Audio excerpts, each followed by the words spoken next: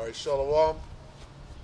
We're the Hebrew Israelites. We come in and week out to prophesy the downfall of Babylon the Great, also known as here, the land we stand on, with a rush and a push, and the land that we stand on is ours. That's the credo of the devil that took over this land from our ancestors, the Native Americans, all right? Who are one of the 12 tribes of the children of Israel, all right? And the land that we stand on is now called America, all right? And the Bible is called many things, Arsaret, okay?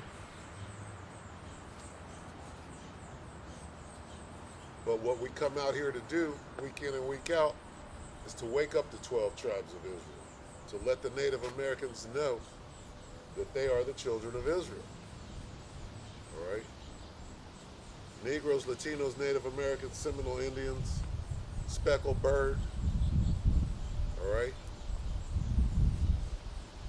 To wake you up to your true nationality, to get you to repent, acknowledge your offense, pray for forgiveness, and get back in order. All right? So first and foremost, and as always, face the east. All praise is due to Yahweh, Ba'ashim Yahweh Shai, Ba'ashim Kadash. Double honor to the elder apostles of GMS, including the elders that came before them that taught us his truth. Shalom and salutations to all the brothers out pushing the word, in truth and in sincerity, the hopeful elect, tabernacle of David, all right? So, hey, this thing don't stop until the Most High gives us the word. The spirit of famine of the word. What word? Famine of the word. All right? So we out here. All right? And in the midst of shit going crazy out here, all right, Jake is waking up. Right? Some to everlasting glory and some to everlasting shame. All right? It's lucky. Because, and that's the spirit, right? We're just going to go in the spirit. Daniel 12.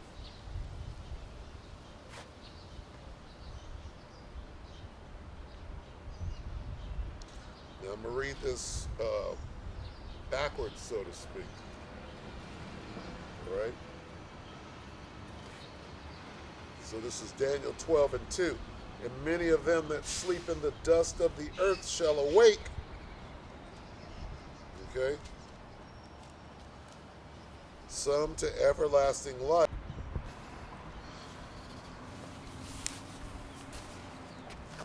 All right, Salakia, so my camera's tripping. I'm going to keep my eye on it. I can see the red dot from here. And I can see that Satan is working. So back to Daniel 12. All right, let's start again with that. This is Daniel 12 and 2. And many of them that sleep in the dust of the earth shall awake. Some to everlasting life, and some to shame and everlasting contempt. And they that be wise shall shine as the brightness of the firmament, and they that turn many to righteousness as the stars forever and ever. All right, so,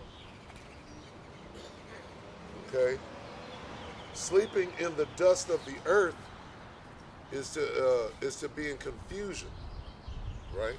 To not know this truth and to be in derision by your enemy. Your enemy is never going to tell you the truth. How does the enemy continue, right, to remain in power over you? By making sure that you don't understand what it says in the scriptures. Your enemy is never going to tell you, well, actually, you're God's chosen people, right? You don't know that, but I know it, and I know how to keep you from finding out. Because if you find out, then you're going to do what he requires of you in order to rule over us. So he's never going to tell you. He's going to act like you're not those people. They're over there. He's going to lie. He's going to be more subtle than any beast of the field. Okay? But it's prophecy. This is a prophecy. Many shall wake up. We'll read it again from the top. And many of them that sleep in the dust of the earth shall awake. Okay? Going to awake and stand upon their feet. Pursuant to Revelation 11 and 12, I believe. No, 11 and 11. And we'll get that right after this. So, it was prophesied that there would come a time when our punishment would be over, right? And the Most High is going to take that cloak, if you will, of darkness from off of our eyes so that we can wake up and find out, oh, we are those people, right? It's been in our face the whole time, but because the Most High had us sitting in the dust, we didn't understand it. We didn't get it, all right? And that's what this is saying. Now, it's also saying that there's a fraction of us that are going to get it, and there's a fraction of us that are not going to get it, all right? Let me finish it. And many of them that sleep in the dust of the earth shall awake. This is Daniel 12 and 2. Some to everlasting life, which is immortality,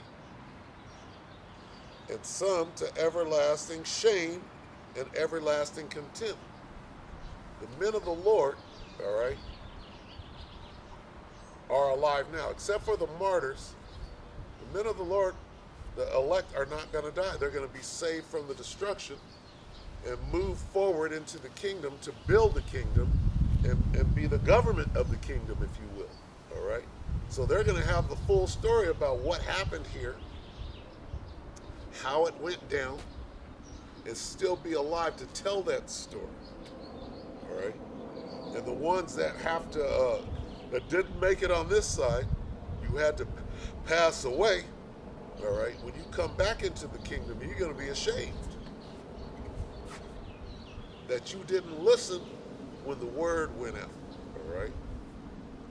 And it was through no fault of yours. You were just counted as the 2/3 and not the 1/3, all right? So the point is that we're waking up. And it says everybody is going to wake up, but not everybody's going to wake up to 100% truth, all right? Some are going to wake up, hey, I'm an Israelite, and continue doing wickedness. You're a 2/3. And the Most High is going to start at his house, meaning you knew you were an Israelite, but you didn't get the 100% truth, all right? So this thing is not just simple. The Most High is not simple. The Most High is complicated, all right? Now, the truth is simple if you're of the elect. It's plain. But it's a stumbling block unto those who are not chosen, all right?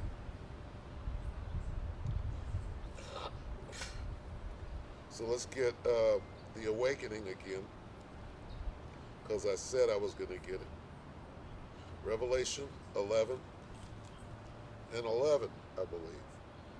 And after 3 days and a half, the Spirit of life from the Most High entered into them, and they stood upon their feet, and great fear fell upon them which saw them. All right? That's us waking up. And many of them that sleep in the dust of the earth shall awake. Okay? Now, there's a division. Some to everlasting life, and some to shame and everlasting contempt. Okay? That's talking about the 2/3. All right? Because you can wake up to the truth that you're an Israelite, not get the 100%, and still be of the 2/3. All right? Okay. And where else? There's some more meat on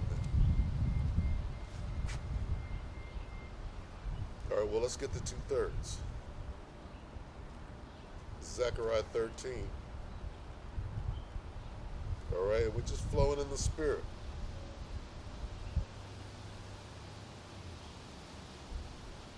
Zechariah 13:8, and it shall come to pass that in all the land, saith the Lord, 2 parts therein shall be cut off and die, but the third shall be left therein, and I will bring the third part through the fire. All right, that's the end of the world as we know it. And will refine them as silver is refined, and I will try them as gold is tried. They shall call on my name, and I will hear them. I will say, it is my people, and they shall say, the Lord is my power. Who is they? All Israel? No. Let's talk about the elect. The elect is the 1/3 that's going to make it through. All right? So we're in the time of the Great Awakening. Everybody's going to wake up. All right? The heathen are going to wake up. Oh, we fall in this category. We fall in this lot. Right? How are they going to wake up? The Most High put the Spirit on us to come out here and warn the people. Let them know. Hey, here's your judgment. Here's your future in a nutshell. Here's what you're going to be doing. And it's really hard for people to ingest, to digest, if you will. It's a tough pill to swallow. All right? Here it is. You've been told that you're the king, and you are the king of this earth, but it's coming to an end. You clearly see that. And then only then do you understand, oh, this shit is about to end. Okay, well, what's going to happen at the end? Well, the people that you've been shitting and spitting on, right here, and this is your worst fear, they're going to rule over you now. The last shall be first, and the first shall be last. And here comes all of these things that have been hidden. Hit the nigger baby, right, at the carnival. You take the baseball, you don't knock down the bowling pin, you throw it at an Israelite child so that milk spits up out of his stomach. When those things, right, that's that everlasting shame. You understand? For the heathen. You heathen, boy. Woo! So, it's really hard to, you really have to be dealing with reality. What those things happen, you didn't even know that they happened. Now they're being presented because everything that was hidden shall come to the light. See, the Bible is not no joke. It's so complex. You have to deal with that. You can't, oh, well, that happened a long time ago. Well, that's all covered in there. Everything is covered, okay? One day is as 1,000 years. You shall recompense tribulation to them that trouble you, okay? And the elect, the hopeful elect, they get it. They're like, oh, wow, that's huge, right? Yahweh Shem Yahweh Shai is omnipotent to put all of these things in order to understand how they go. You have to be pure, to get the understanding of everything that has gone on. Everything that happens is of Yahweh Shem Yahweh Shai, the bad and the good, all right? And when you reach that level of understanding, you're like this, there's nothing I can do. I can try to do what's right. And if you're of the elect, you're good. If you're not of the elect, try as you may, you're going to do some fucked up shit.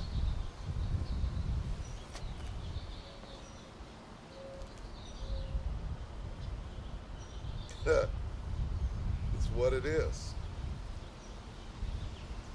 and you think you can outsmart the men of the Lord, you think you can outsmart the Most High and His Son, and you can't. You just can't do it. Everything that was done in the dark is going to come to the light. Okay? So there's nothing you can do. And if you're out there doing dirt, and you know the Most High and His Son, you know the names and all of that, you might as well just get out there and have as much fun as you can before the end comes. There's nothing you can do. All right? And you know who I'm talking about, whoever's watching this.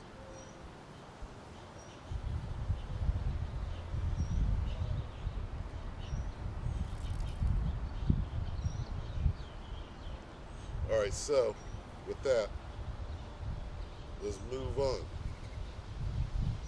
Okay? So we have woken up, and everybody's waking up to what's really going on. This system, right? The image of the beast that you live in. You live in this beastly system. And we're at the end of it, and there's nothing you can do to prop it up, to save it. Okay? Of course, you devils are going to try. You're going to try everything in your power. Because why?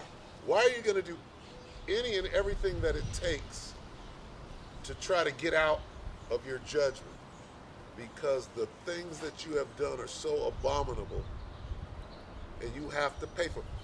Hit the nigger baby is some small shit, right? Even to what you're doing now. Shot in the arm, all the waging genocide, being sneaky, gaining the confidence of your enemy, all the while plotting their demise. Just shit like that. Slock in. Bear with me for a moment.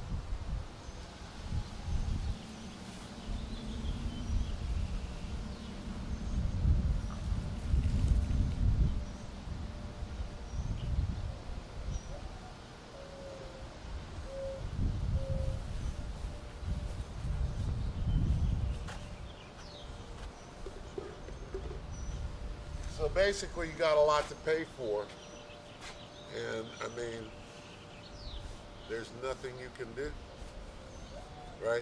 There's nothing any of us can do. All you can do is have hope and faith that you're Israelite and that you're of the hopeful elect. That's all you can do, right? Now you can try to facilitate the outcome by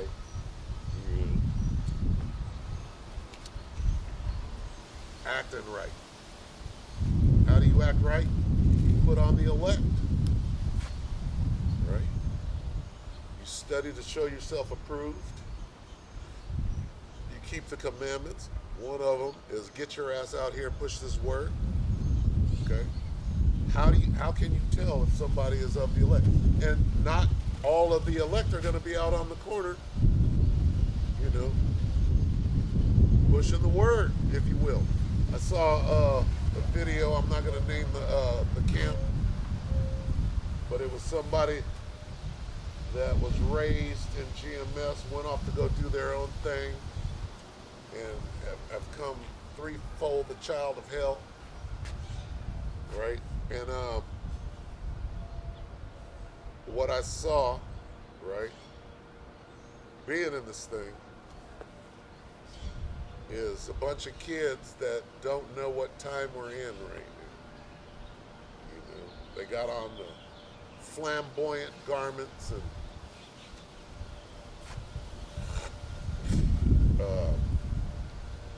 cussing out the devil and just everything we did when we were kids. Okay? Hey, if you're a 5-year-old child in this truth, that's what it is. If you're a 10-year-old child in this truth, that's what it is. If you're a 15-year-old child, a teenager, that's what it is. Okay? Now, any man with discernment knows this. All right? When you're 10, you're still a child. When you hit 15,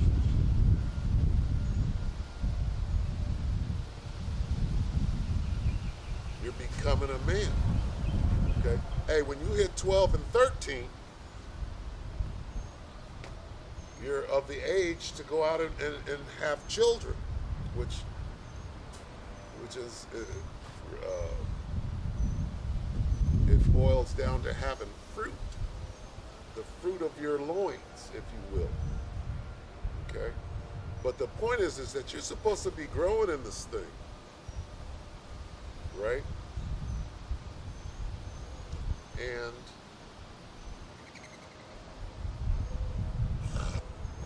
many ways to stunt your growth in this truth. One of them is to not be in order. Okay? If you struggle with order, which a lot of children do, especially in this day and age, okay? Order is very important in this thing. Matter of fact, I saw something that I see all the time. Let no man despise your age. And then you stop. You don't read the rest of it. Okay? Order is very important. Okay? And when you start using these precepts to bully your way or to justify your wickedness, you're being that 5-year-old. You're being that 10-year-old. Okay? And some 10-year-olds, they don't grow up to be grown-ass men. Why? Because their foundation, they didn't have a father in their life. Right? Their daddy didn't whoop their ass and show them how to respect their elders. You know what respecting your elders is called? That's called being in order. And there's very little of this. When your elder, right, openly disrespects his elders, and you want to learn from that man, you're in trouble.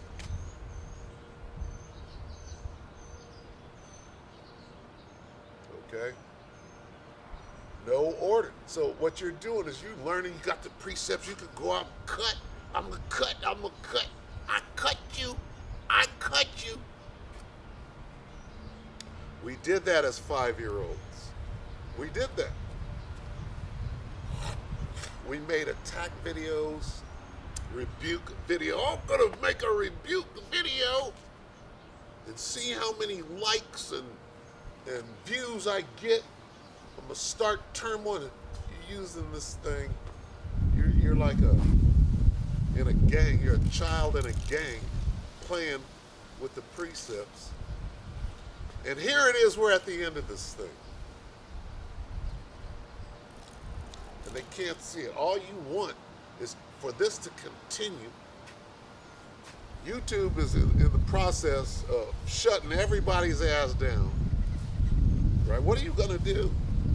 What are you going to do when you can't go to Facebook? You can't go and log on and be somebody out there in the world. What are you going to do? What are you going to do when the famine of the word comes? And your little fame or whatever it is that, you desire, your lust for power and greed and whatever the hell you call yourself doing, right, with the scriptures, what are you going to do?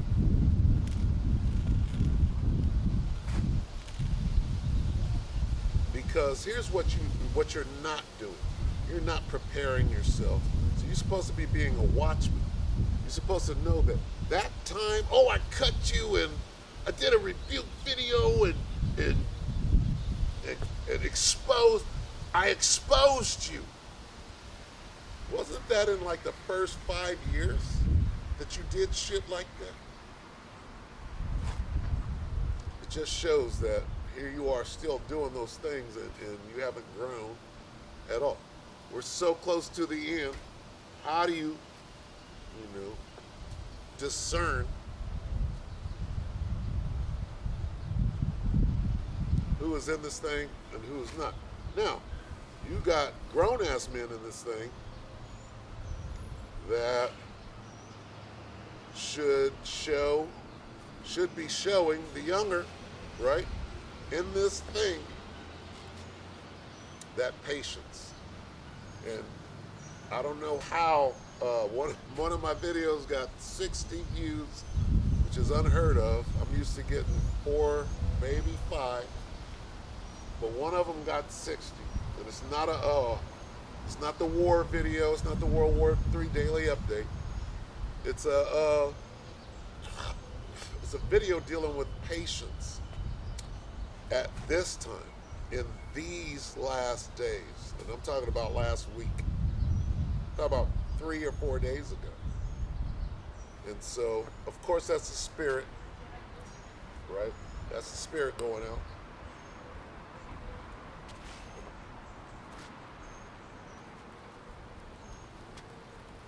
You got it, boss man. Yeah. You got it, boss man. Yeah, boss, today.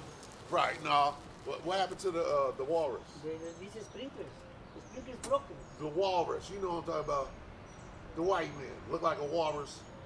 No, he drives a truck. Oh. You know what I'm talking about. Yeah. Where's the walrus? He got a different job? Yeah, he got another job. Yeah. So he turned it over to my brothers. Us brown folk, right? Yeah. You too? You Brown, too? we brown, right? You too? You too? Am I through? No. Pushing the word. Believe in God? Yeah, you believe in Jesus? Yeah, what color was it? Watch, I'm gonna show you something. Watch. I'll type this name in, right? Type in the search. Right? Google, right? Caesar Borgia. See that? Caesar Borgia. And click on it. I'm gonna hit images. This is this guy, right? When I hit images, his image is gonna come up. Okay? Every picture you see is gonna be him. You ready? Boom. Who do you see? You see anybody that looks familiar? Wait a minute. Wait a minute. You see that? So who is that? Who's that? Huh? Who is that? That's Caesar Borgia. That's Caesar Borgia. That's Caesar. All of you. Everything you see is that man, Caesar Borgia. Okay? That picture, these pictures were painted 1,400 years after the one they called Jesus, after he died, 1,400 years after, then we got peace. But this is a lie. So we've been taught lie. And this is where the lie starts. You understand? Look at it, you know. Uh-oh. They watch you. They watch you. Okay, so, and we were all taught that this was Jesus, right? Right? So we were lied to. If the lie starts right here, what else did they teach us that is a lie? Because guess what? The one they call Jesus had, what color is my skin?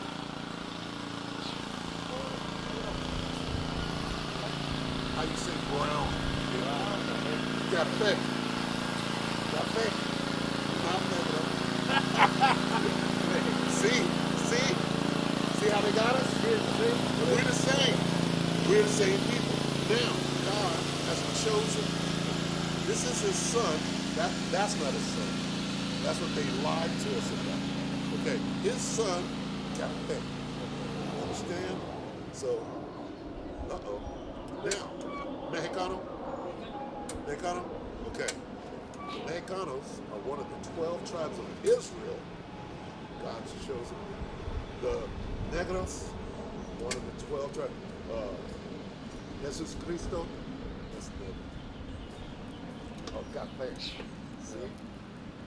All right, check that out. All right? All right.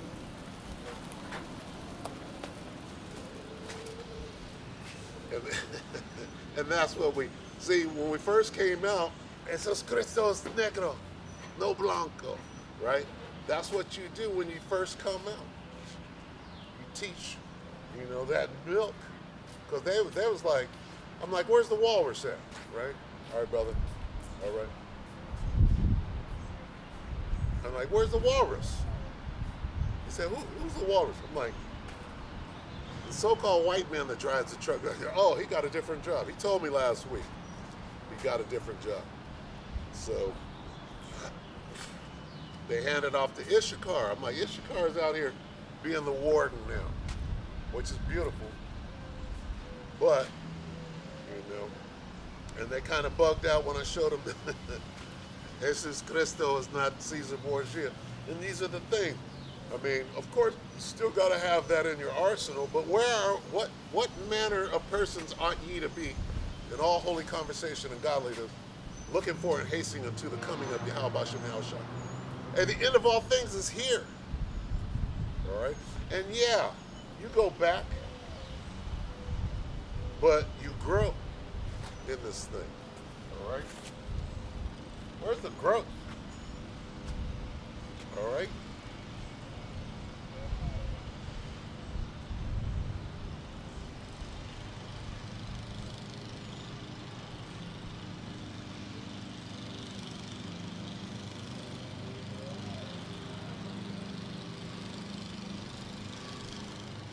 Second Peter 3 and 10. See, this is where, and you know, it's not my way or the highway. Get out there and do what you do, and you know, and hope for the best. And what is that? That you're of the elect. It's called the hopeful elect. All right, not I cut you. That day is gone now. I made a video about you.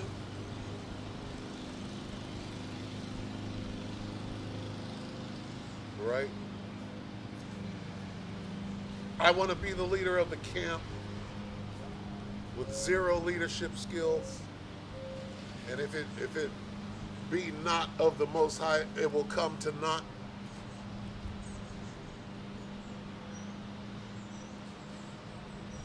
Second Peter 3 and 10, but the day of the Lord will come as a thief in the night. Okay, and we used to get this 10 years ago, but what does it mean now? What does 2 Peter 3 and 10 mean now? Hey, the day of the Lord is upon us. Okay, now, if you're a teenager, 13, 14, 15, you should know this.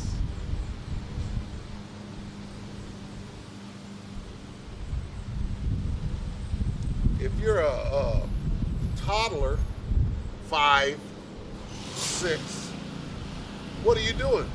You're trying to make them kiss your boot, bow down. The white man is the devil.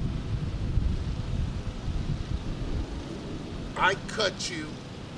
Scoffing camps. Right? Exposing videos. Rebuking your elders. Stupid shit. We're so close to the end. But the day of the Lord will come as a thief in the night. To who?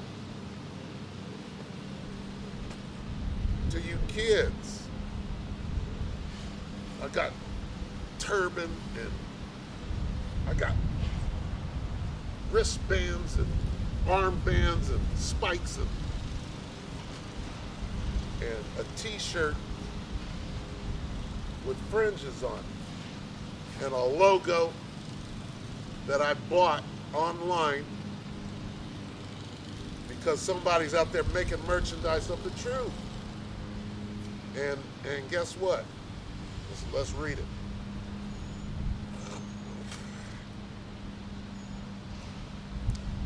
But the day of the Lord will come as a thief in the night, in the which the heavens shall pass away with a great noise, and the elements shall melt with fervent heat. The earth also and the works therein shall be burned up. You can't see World War III. You can't see the famine. You can't see the pestilence.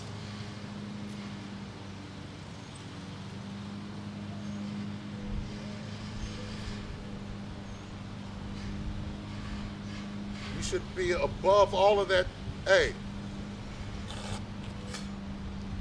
you're supposed to be waking up the elect. Your focus should be on sealing the elect so we can get the hell up out of here.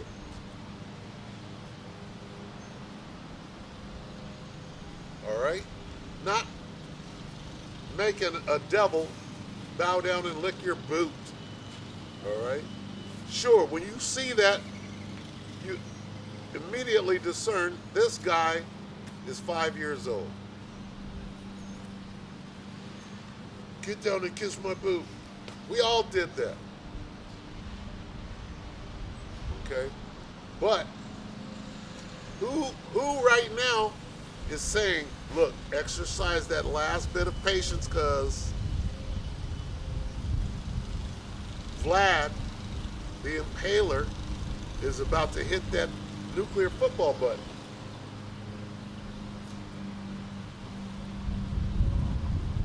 And here's the point.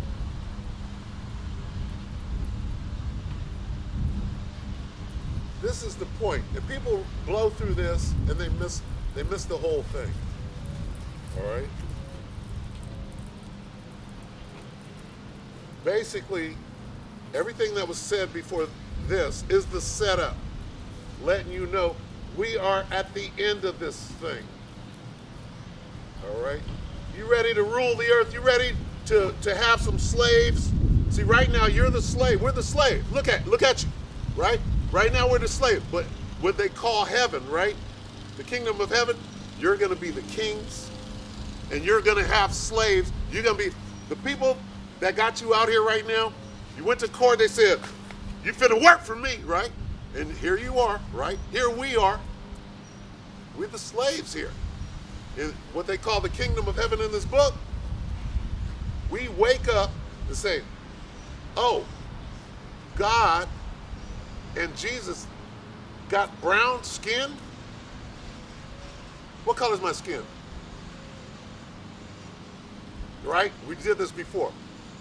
So, at the end, here we are at the end, we wake up and find out, oh, we're God's people. And this world got this much time left and is about to be destroyed. And what happens after this is we get raised up to where we're supposed to be as the royal kings of the earth, and all the other nations, the white men, the Chinese, I'll say it outright. All these other people are bowing down to us because we're running this shit, and we got them out there, come to court, Up, you're guilty. Get your ass out here. You working for me now. Right now, we working for them, right? This is what they call hell. You know what hell is? Hell is to be a slave. That's what hell is. Heaven is to be the king ruling over your slaves. So when they talk about the kingdom of heaven, us brown folk, God's chosen people, the nation of Israel, we're raised back to where we're supposed to. See, here's what happened. God made a deal with. He said, I'll make you a deal. Right? You keep these commandments in this book, and you're gonna run shit. But if you don't keep them, you're gonna be down here in hell. What did we do? We fucked up. That's why we're down here. Now, it was only for a certain amount of time. Now that the world is going crazy right now, right? Shit's all fucked up. Food and wars and right? Everything's all jacked up. You know why? Because we're coming to the end of the world as we know it. The earth is going to keep going on, but the way things are being run, their rulership, the people that own this shit, they're coming down. They're the first. The first shall be last, and the last, we're the last, shall be first in the kingdom of heaven. Meaning we're going to be restored to wherever our punishment is over. We got punished for not keeping the laws and the statutes. We crazy. Negroes are crazy. Mexicanos are crazy. Out here fucking up, doing all kind of fucked up shit because we're not doing this. You understand? But now we're at the end of this devil. The devil is red, right? Is the devil the guy with the horns on his head? He's red, right? Well, if I'm not black and I'm brown, that's a lie. And anybody calling themselves white, nobody is this color. Nobody's this color. They're red. Right here, I'm red. Because you can see my blood showing forth through my skin. My skin is translucent. The man that calls himself white, you see him, you see he's like this all over. You make him real mad, what does he do? Because that's the devil in the Bible. We were already over here. The Native Americans, that's us. You can't tell a Mexicano from a Native American. They look the same. Brown, right? He's not red, he's brown like us. What did them devils come over here and do? Stole the land, killed us, tried to genocide us. That's the devil. See how the truth works? But get ready. Get ready to be a king on the earth. And right now, we in slavery. Okay, go to work, get up and go to work. Here's your social security number. Give me all that money. You barely pay your bills, right? This thing is almost over, brother. Hang tight. Hang tight. You got kids? Hang tight.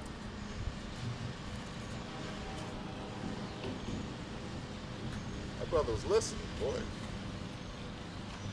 Listening to the word. See, ain't got nothing but Issachar out here. Right? And I get animated, you know. He preach his word, you know. It's the spirit. Spirit of Yahweh Shemi Hawashai out here. So, where should we be? And I'm letting that brother know. What manner? Let's get it. Seeing then, this is 2 Peter 3:11. This should be everything right now. We're so close to the end. Seeing then that all these things shall be dissolved, how the missiles are going to dissolve. How close are we to the missiles? Everybody is afraid of one thing right now. In Davos, Switzerland, they're over here having a meeting. What are they discussing? Vlad is fucking up. Vlad is fucking up the whole damn thing. You understand?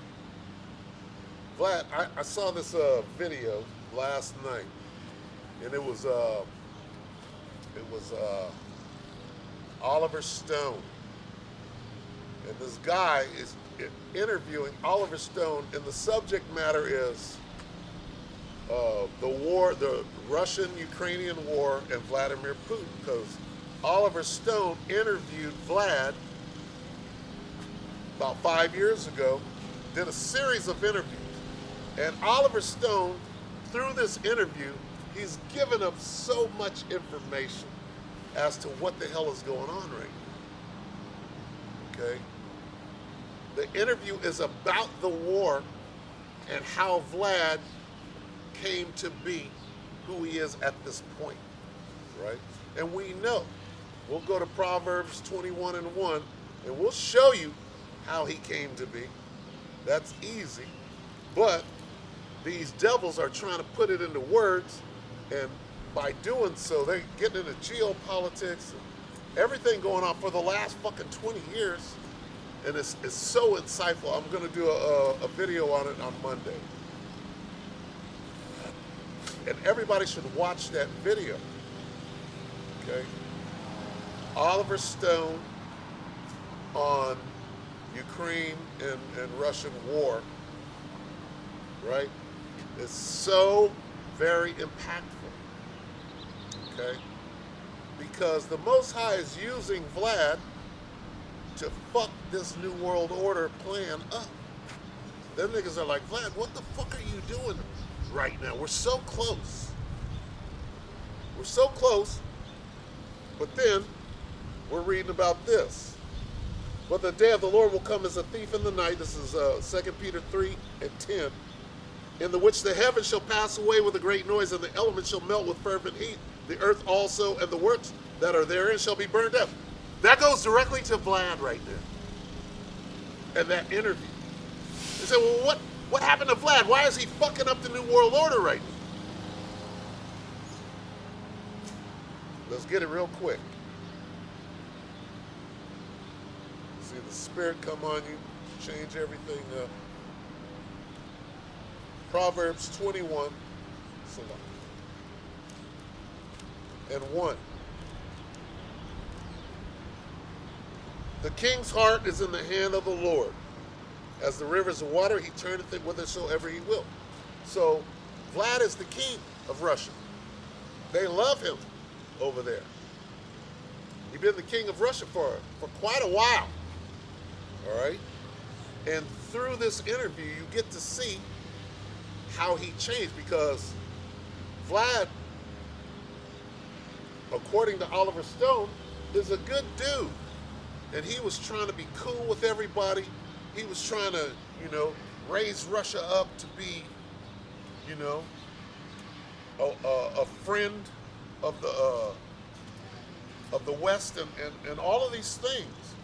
But then he starts telling how they were disrespecting him and laughing and snickering and sneering at him, right?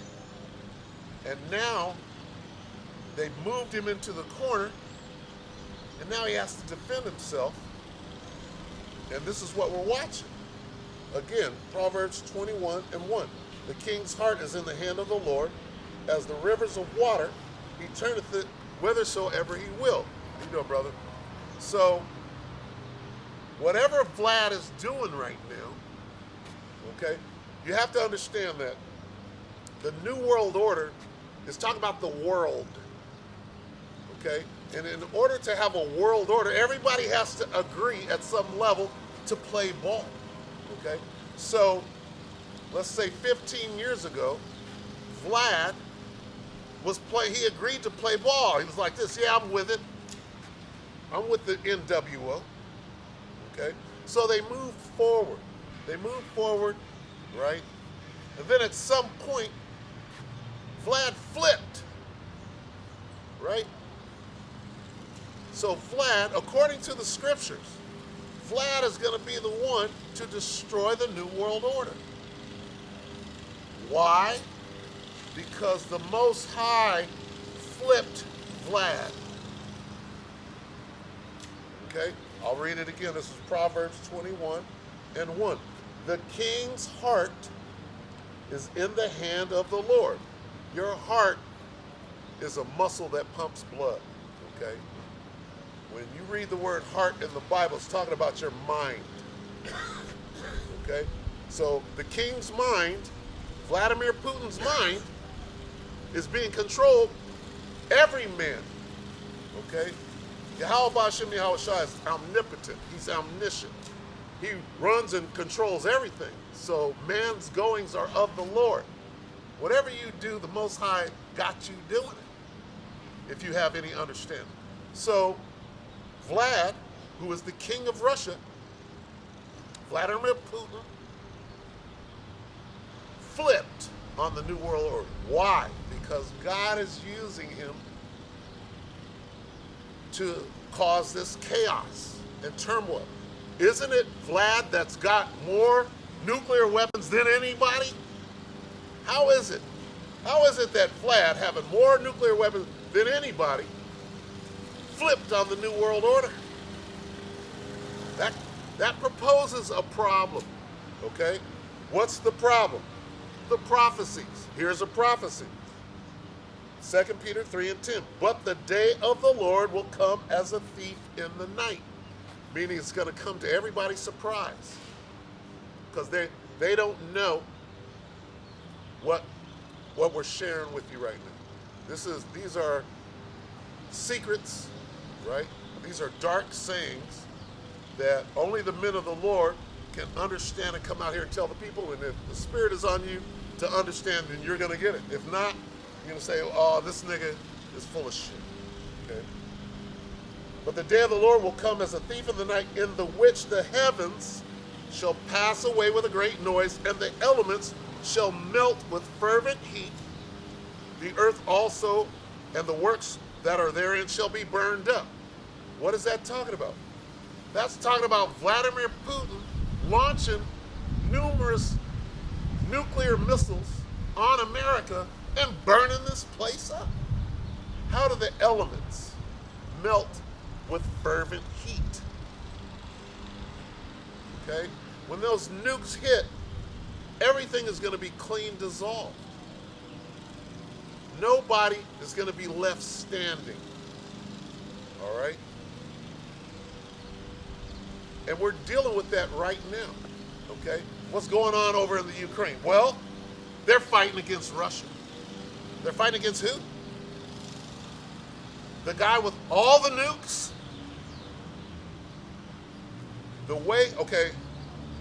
God, whose name is Yahweh, right? And his son, Yahweh Shai, he destroyed the earth the first time with water.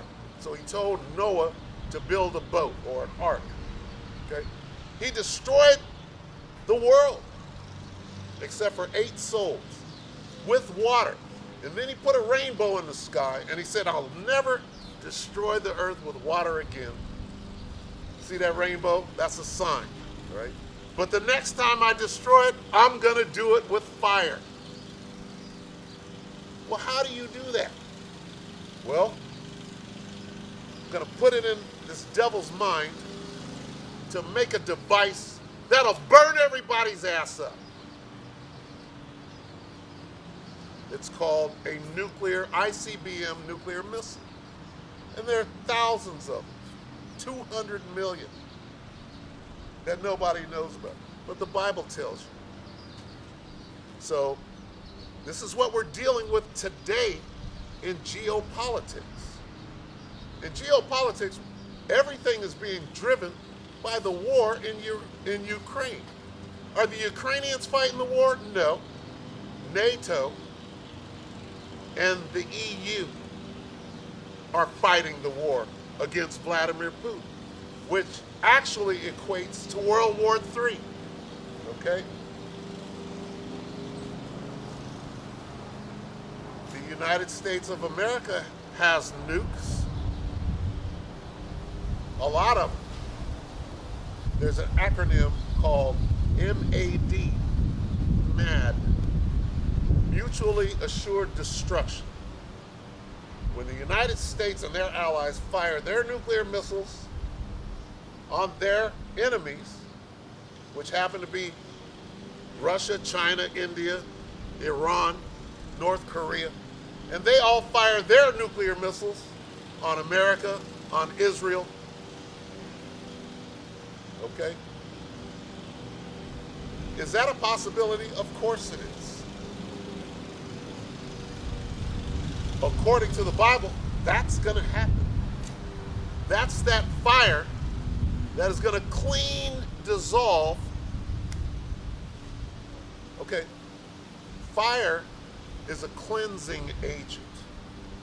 And the filth and the pollution of the earth as we see it right now, we're not supposed to be walking on concrete. It destroys the skeleton. You're supposed to be walking on the earth and having a connection with the energy coming from the earth. So the creation of this devil has to be clean, dissolved. All right? So that we can get back to Idon, or what you call Eden, meaning paradise. Paradise isn't a guy riding a skateboard up and down on concrete.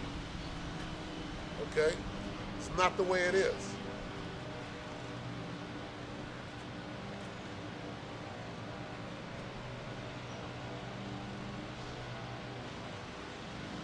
But the day of the Lord will come as a thief in the night, in the which the heavens shall pass away with a great noise. That's them nuclear bombs. And the elements shall melt with fervent heat. The earth also and the works that are therein shall be burned up. That's that fire that the Most High, Yahweh Ba'ashem Yahushua, is going to destroy the world as we know it. Again, for the second time. The first time he did it with water. He's not going to do that anymore. He's going to do it with fire. What fire? Well, Vladimir Putin's got nukes. Kim Jong-un got nukes. Xi Jinping got nukes. A lot of them. And right now, the Bible is telling you that they're going to be used. 2 Peter 3 and 11. And this is the point I've been trying to get to. All right? We set it up with, hey, we're in the last days, and these fools got their finger on the button right now. China wants to invade Taiwan. Not invade. Taiwan belongs to China. What the hell are they over there fighting? Ukraine belongs in the Soviet Union. Why is everybody in the world sending weapons over there to fight against the people that it belongs to? North Korea is Korea. South Korea is Korea. Who put a line down it and got you over there fighting over the Koreans' land? They want their land back. Kim Jong-un, he's like, look, I want to be able to walk on this side of the DMZ. That's my home. It's Korea. All right. Xi Jinping over in China is saying, look, just like Catalina Island is off of the coast of the United States, if Russia came over and claimed Catalina and said, nope, Catalina belongs to us, we got nukes right here. That would never fly. That's stupid. But in Taiwan, where all the semiconductors and chips are made, right? Why is Taiwan so important? Well, because in order to start your Ford truck, in order to do any damn thing, to press 2 minutes on your microwave oven, you need a chip. And all of the industry has been shipped out of the United States of America, Babylon the Great, 10, 20 years ago. They don't make nothing here no more, except for good slaves. Okay? All the chips are being made in China and Taiwan. And China's like this, we ain't making no more chips. And Babylon is like, okay, well, we got Taiwan. Don't fuck with Taiwan. Why is America saying, if you invade Taiwan, that's World War III. Taiwan doesn't belong to America. What is so important about Taiwan? Them chips. All nukes, nuclear missiles, all armaments, guided missiles, drones, these things take chips, semiconductors. Okay? So if America loses control over Taiwan, made in Taiwan, remember that? Made in Singapore, made in Taiwan. Well, that's big business now. Okay?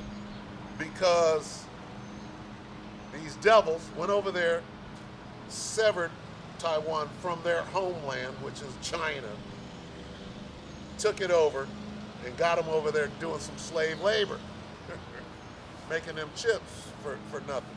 And that's where this, the minerals, silicon, whatever it takes, tungsten, to make these semiconductors is largely in those areas, in Russia for that matter. So, and what does this devil do? He goes to, why? If the 9/11 bombers came from Saudi Arabia, right? Why didn't America go straight to Saudi Arabia and start bombing, and instead went to Iraq, went to Afghanistan? 3 reasons. Number 1 reason, because we got a deal, America has a deal with the Saudis about that oil cash crop. They went to Afghanistan. Well, bin Laden's hiding in Tora Bora in Afghanistan. We got to go get him. Nope, you went over there to get that cash crop. What? Heroin. Where does fentanyl come from? Well, we got to get that. We got to keep that dope rolling. Ask Pat Tillman. He'll tell you the story, the football player. Why did America go straight into Iraq and not Saudi Arabia behind 9/11? Well, the weapons of mass destruction, they're here somewhere. They're here somewhere. No. You went to go get them resources. You went to go set up bases. The biggest military bases on the face of the earth are in Iraq. They belong to Babylon the Great. Why? Okay? Because they know that this war is about to happen and they're preparing for it. Okay? But the point is this devil, right? He goes and invades. What's going on in the Ukraine that they're being protected by everybody else when that land belongs to the USSR, so the Soviet Union that mysteriously broke up, 30 years ago, 20 years ago. They divided it up, and now Russia is surrounded by NATO. And you expect Vlad to be cool with that? Vlad is like this, nigga, you can't just set up in my backyard like this. You can't do that. What are you doing? I got these nukes, I got these buttons. What are you doing? You gonna make me shoot these weapons at your ass? That's exactly what's going on. Now back to my point. Where are we supposed to be? What are we supposed to be doing right now? All right? That's the question that is going to be posed. Seeing, this is 2 Peter 3:11. Seeing then that all these things shall be dissolved. Dissolved? What do you mean dissolved? Clean dissolved. Fire is a cleansing agent. You want to make something pure. If you got some gold, if it's got tungsten, if it's got dross, you want to purify that, get pure gold, separate the impurities from it, you heat it up, you use fire. And then it separates, and you get the pure gold from the dross, You use fire as a cleansing it. You clean it up, if you will. All right? And that's what the Most High is going to do with this fire. Water is a cleansing agent. When you got a stain, right, and it's sitting there dried up, what do? You spray some water on it, and you clean it up. Well, the world, after being given into the hands of the devil for a certain amount of time, right, these damn devils done destroyed the earth, polluted it, right? That's what the devil does. He's got no sense. All right? This whole place needs to be dissolved and got to start over. That's what the Most High did with the water. Now it's time to do it again. Seeing then that all these things shall be dissolved, what manner of persons ought ye to be in all holy conversation and godliness? What are you supposed to be doing right now? What should be your conversation at this point? Okay? Not coming out here trying to get a man to kiss your feet. All of that is going to happen in the kingdom. All right? The white man is the devil. That's a foregone conclusion. All right? We're so close to the buttons being pushed. Right? This should be your conversation. Hey, we're at the end of this thing. Looking for and hasting unto the coming of the day of God, wherein the heavens being on fire shall be dissolved, and the elements shall melt with fervent heat. We're this close to nuclear Armageddon. Not because I say so. The Bible's telling you it's going to happen. Just look in the world right now, today, and what do you see? You see all these nations coming together to fight against each other. Okay? With nukes. I'm not making that up. That's what we see right now. So these things are coming to pass. This is how close we are to the end of the world as we know it. Okay? Because the earth abideth forever. The earth is not going to be destroyed. The earth blew up, no. The rulership, the people that are running the earth, right? And who is that? What does the Bible say about who's running the earth right now? Well, let's break it down. The book of Job 9. And these are the first things that we learn when we come into this truth. All right? Job 9 and 24. The earth is given into the hand of the wicked. Okay? What does it mean the earth is given into the hand of the wicked? Well, we got to find out who the wicked is. Because according to what I just read, rulership and power was given unto these people. They didn't earn it. They're not so much better than everybody else that, hey, we through osmosis, through evolution, we're so much smarter than you dumb jungle bunny niggers swinging from the tree that we just rose to, the cream rises to the, no. It was given unto your hand for an amount of time. By who? The Most High. And giveth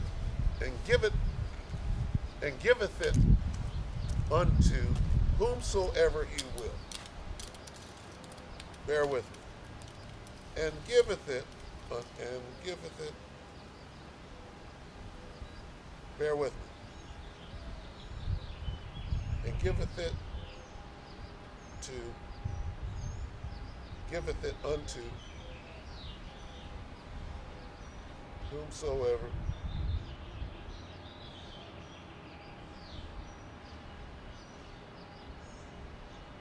he will.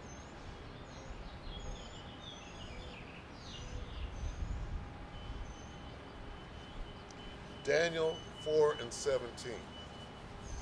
Let's find out who gave the earth into the hand of the wicked. Daniel 4 and 17.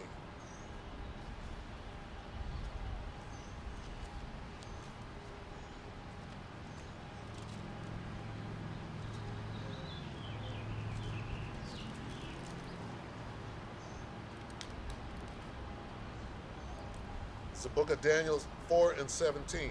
This matter is by the decree of the watchers and the demand of the word of the holy ones, to the intent that the living may know that the Most High ruleth in the kingdom of men,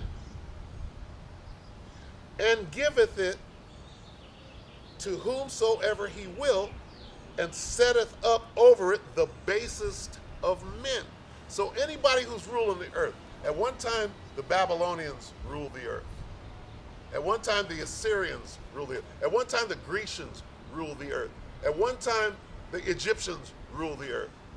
Well, why? Because God said, I'm going to set you up, Pharaoh, and you're gonna run the known world. Your empire is gonna be over everybody. And then when I take you down, then everybody will know that it was me that did it. Okay? So it's God that sets up these rulers. Okay? God is the one in control of everything. Okay? And he'll set you up. You can be the lowest knuckle-dragging Neanderthal on the face of the earth. You could be a natural murderer, a thief. Okay? Like I was explaining, why did America go into Iran instead of Saudi Arabia? Because you're a natural thief. How did America become America? Because somebody was living over here in peace and harmony until the devil came over here and did all manner of abominable things to steal this land and commit a genocidal campaign against those that were already here, who happened to be of the nation of Israel, and you got to pay for that. All right? But you devils, okay, are the lowest. Who is the wicked? Back to Job 9 and 24. The earth is given into the hand of the wicked. Who's the wicked in the Bible? Okay? The wicked is talking about a group of people who changed their name because the Bible calls them out. All right? All right? God is the God of Abraham, Isaac, and Jacob. All right? Isaac had two sons. One was named Jacob. His other son was named Esau. Okay? Who is the devil? Who is the wicked? Let's see. Let's see how God feels about Jacob and Esau. See, because I didn't write this. Just got to have understanding of it. This is Malachi 1 and 1. The burden of the word of the Lord to Israel by Malachi. I have loved you, said the, well, who is God talking about? It says, the burden of the word of the Lord to Israel by Malachi. The next line says, I have loved you. Who is he talking to? He's talking to Israel. I have loved you, saith the Lord. Yet ye say, wherein hast thou loved us? Here we are at the bottom. And I'm talking about Israel, you Negroes, Latinos, Native Americans, and Seminole Indians. Here we are at the bottom, catching hell because we didn't keep these commandments, right? And now we're under the curses when we should be at the top running this thing, but we're receiving our punishment. So we're angry at God. What do you mean you love us, God? Why are we at the bottom? Why are we catching hell? Why are we slaves? Because you didn't do what the hell I told you to do. And then God asked a rhetorical question. Was not Esau Jacob's brother, saith the Lord?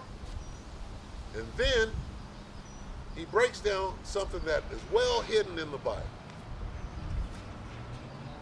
Right?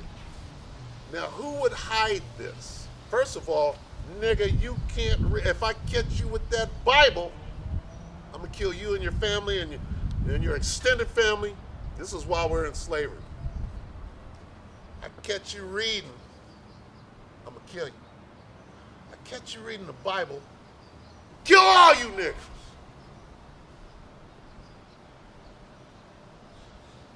Right? Why? Because of this. Does God love everybody? It's a trick question.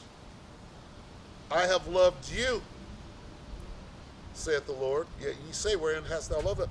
Was Esau not Jacob's brother, saith the Lord? Yet I loved Jacob, and I hated Esau. So God is about perfect balance. You can't have love without hate. You got to have them both. If anybody said God is love, God is love, God is love. God is love and hate. He created them both. There's a time to love and a time to hate. There's a time for everything. Did God not create hate? What's so bad about it? Hey, this devil, he hates your guts. It's okay for him to hate you, but it's not okay for you to hate him. Who created that? When I say this devil, I'm talking about the so-called white man who is an Edomite. The people that God hates. God created these people so I can hate them. God created these people to be murderous, to be expert liars, more subtle than any beast of the field, to be the basest, meaning the lowest, of all men created on the face of the earth. And even though I created you for that, I can still raise you up and put you in a kingdom and have you rule over the apple of my eye because they messed up. Here's what I'm going to do. Oh, you messed up? My people, I love you. What are you doing coming against me? I'm going to put you on the bottom, and I'm going to put the lowest, basest, murderous, killer, liar, most profane person on the face of it. I'm going to elevate him. I'm going to show you how much I love him. See, a father, when his son, right, when you got to chastise your children. And we are his children, and we effed up. You see? We effed up. Are you with me, brother, over there? You with me? Okay. Praise God. I'm going to show you something. You got your phone? Can you look up a scripture for me? Look up Acts, the book of Acts 13 and 1. I'm going to show you something out of the Bible. The Spirit hit me and said, show this man.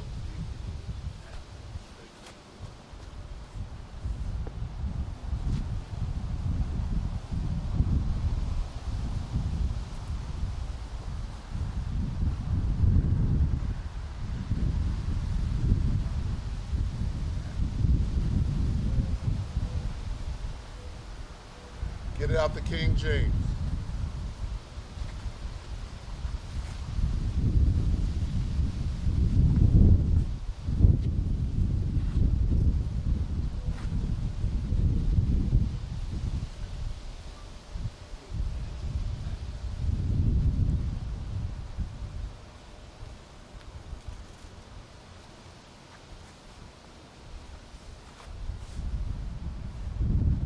Let me know when you got it, sir.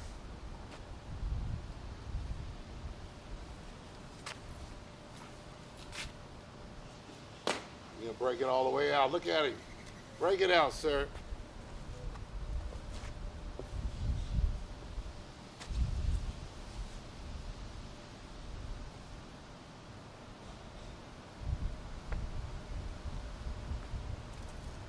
Woohoo!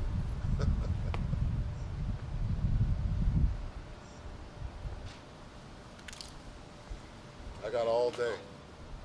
Read that to me. Now there were in the church that was at Antioch great prophets and teachers, as Barnabas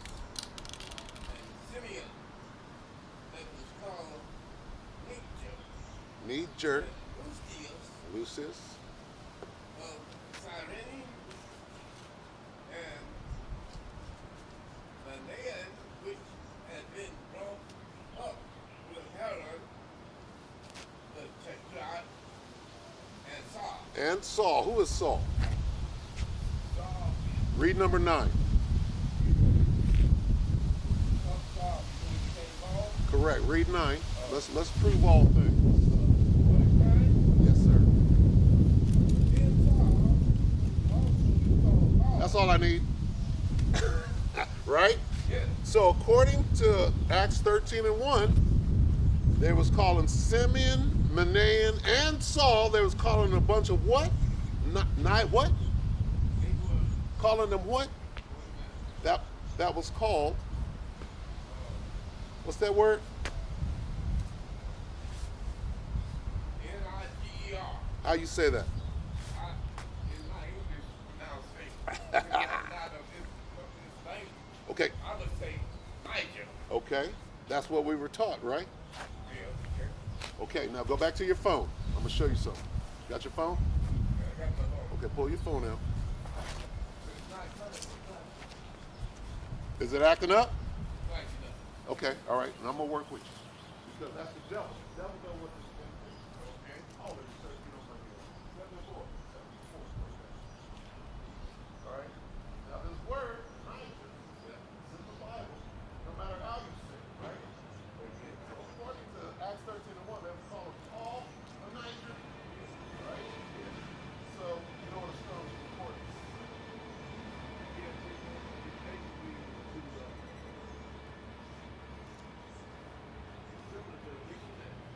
Or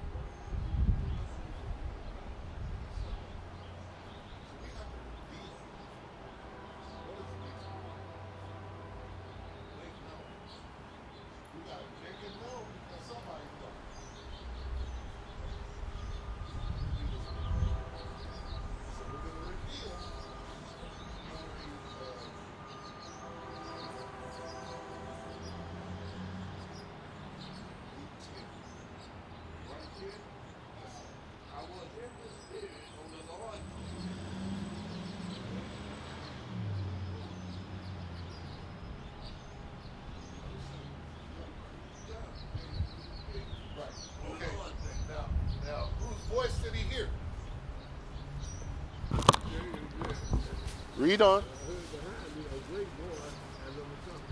You heard the voice. Okay, read on. Say, I am Alpha and Omega. Who's that? Who's Alpha and Omega? This here is speaking of Jesus. Read on. Okay, and it's in red, right? Yeah. Okay, so we know who that is. Read on. What thou seest, write in the book. Okay, stop. Read 10 again. You talking about Revelation? Yes, sir. I was in the spirit of the Lord's day, on the Lord's day, and heard behind me a great voice as of a trumpet. So he didn't see nothing yet. Okay. Saying, I am Alpha and Omega, the first and the last. What thou seest, whatever you see, write it in a book. Okay. Right? Yeah. Okay.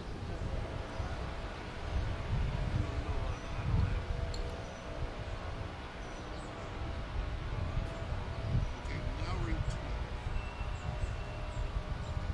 And I turned to see. To do what? To see. To see, read. Well, you You see where I'm going, right? yeah, turned to see the voice that spake with me. Right. And being turned, I saw 7 golden cows. Now he's going into what he saw. Now you can write. Well, and you're reading what he wrote. He's breaking down the account for you. So now, okay, so he's telling you what he saw. Read 13. In the midst, 7 counts. One like unto the Son of Man, clothed with a garment down to the floor. He had a garment, okay, like this. And it went all the way down to his feet, right? Read on.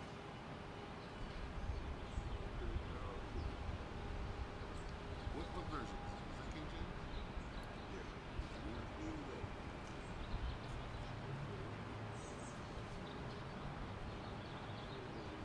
Down to the foot, they heard about the battles. You're on 13.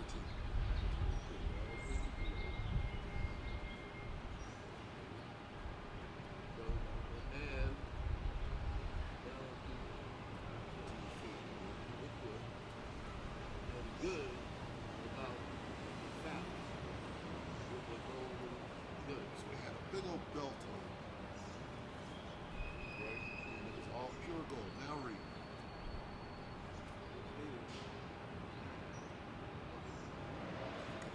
That means hair on his head, hair on his face was woolly. Now read the next line.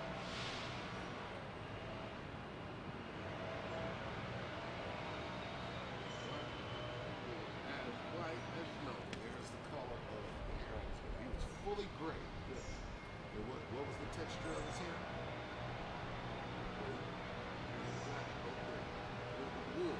Wool was woolly and it was fully gray. Now read on.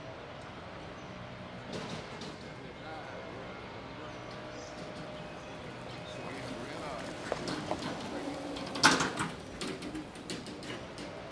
Okay, now he had on a garment.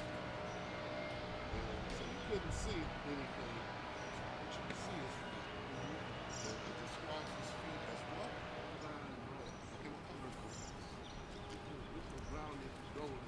Okay, so brownish goldish. Okay, so he already had woolly hair, right? Okay, and then his It's almost becoming your complexion. okay, now read the next one. Not your mind. It's a dot. It was brown. Read on. Okay. And his feet. Like a fine, but it's brown. This thing was blood. Dark. Very dark.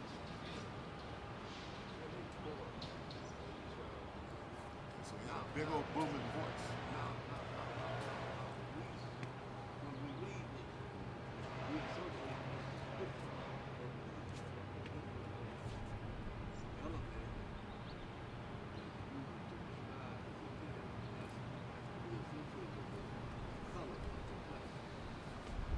We associate it with color. Because we're going to read it. That's specifically what we're talking about. Color.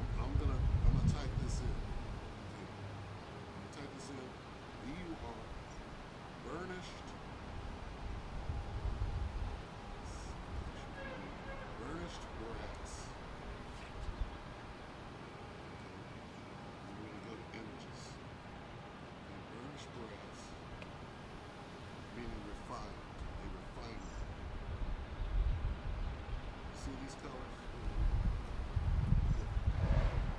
So this is its color. But I have a question for you.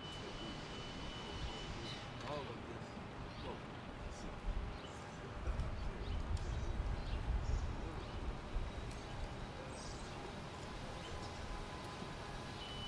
why do you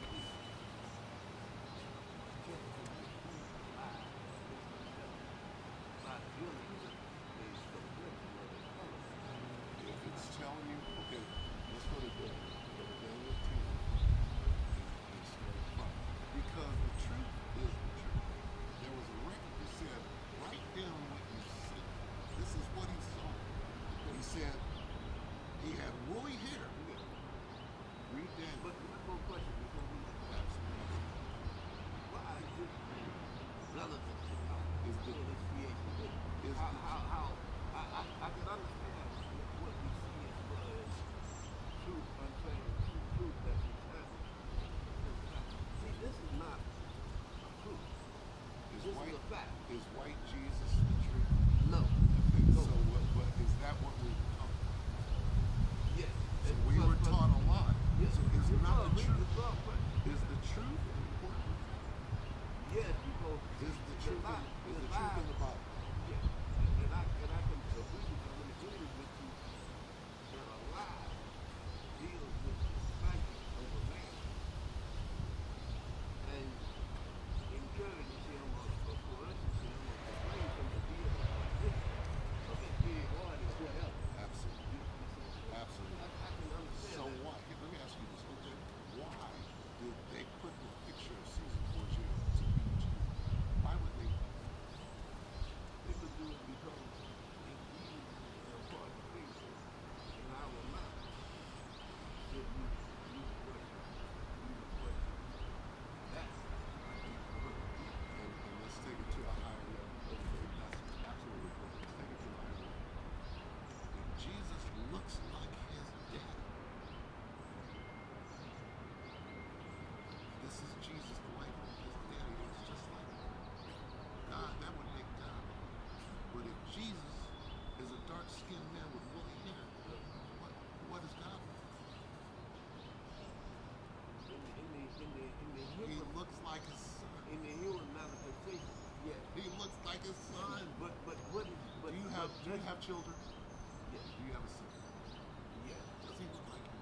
Except all my children are lighter than me. But does he look like you? Oh yes. This is what's being seen.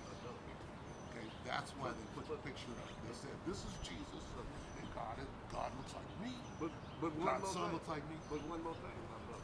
They did. What's your name? Not sure. Let me ask you one more question. If we try to refute that lie that they have told as we may be doing now, are we not doing the same thing that they do? No, we're bringing out the truth. It's okay. We're bringing out what it says in the Bible. Now let's read Daniel. Let's back it up. Okay. Let's back up what we're saying. Okay, because it's going to use a particular word that brings. See, the Bible cannot be overruled, but a lie, truth cannot be overruled because it's in the Bible. But a lie can be broken with the truth that is in Daniel 10.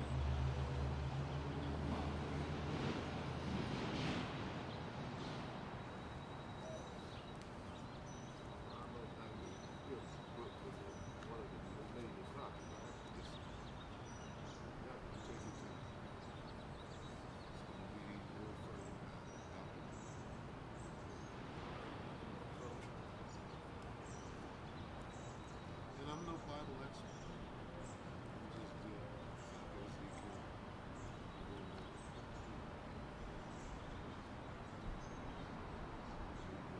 What? 10, start at 5. This is another description. Okay, here we are. Then I looked with my eyes. And look, the same man wrote wrong. Good. There's that golden belt. ¿Ya viene? ¿Qué la bolsa ahí? Ah, 3. God is also green and and this is more tonight. His eyes as flame, his face as the core of light. He had a glow. He was glowing. Okay. And his eyes as lamps. Red eyes again. Right. And his arms. His arms. And his feet. And his feet. Like in color. Like in what? Color. His arms and his feet like in what color? Is that brown? That's that dark, refined grass again, which is brown. Color absolutely matters. The truth matters. Color matters. This is telling you. First of all, when Jesus knocked Paul off the horse, what did he say? He said, "My nigga, my nigga." Okay, now let's go back. It's coming together now. Because remember in Revelation, the Son of Man. So now we're talking about Jesus coming in the form of God, Jesus coming in the form of a man. You can speak of, we speak of color.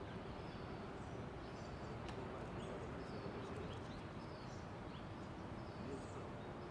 His color. It is the color of skin and all this. Okay. But it's talking about the Son of Man. Who's the Son of Man? Jesus was referred to as the Son of Man.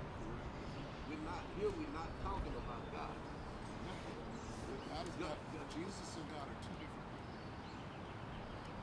We were talking. See, here's what you got to understand. Everything that you were taught about the Bible, starting from white Jesus, is a lie. Does God hate anybody? Okay, listen. God hates sin. He don't hate the person. What is sin? Sin is the act, the ungodly act of the person, the transgression of God's law. Transgression of the law, because we can go and find it. See, here's what we're doing. That's 1 John 1:6. Here's what we're doing. We're using the scriptures. Right?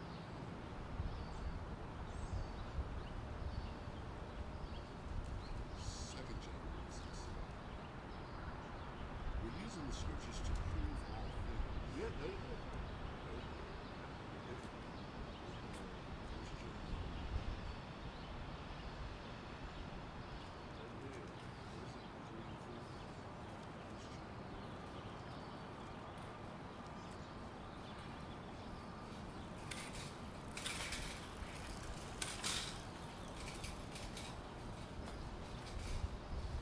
First John 3:4. Whosoever committeth sin, transgresseth also. For sin is, what is sin? Transgression of the law. Okay, so does God hate sin? Yeah, he hates sin. Or does he hate the sinner? He hates sin. You don't hate the sinner? The scripture says he loved us while we were yet sinners. Who is we? We is the sinner. Okay. Isn't that right? Who are God's chosen people?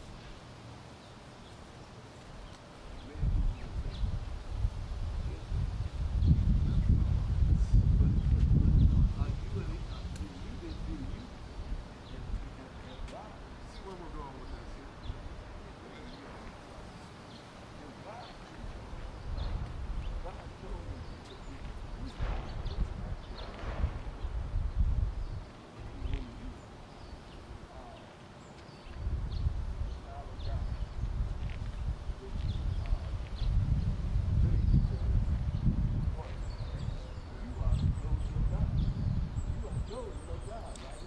Okay, but then there's the chosen of the chosen. Okay. Who are the elect? You know who the elect of Israel are? You understand? You're right. Okay. Who are God's chosen people? The nation of Israel. Right? That's what the book says, not me. Okay? But nobody else. Nobody else is the chosen. He only chose one people, the nation of Israel. Now, here's the question. Who are they?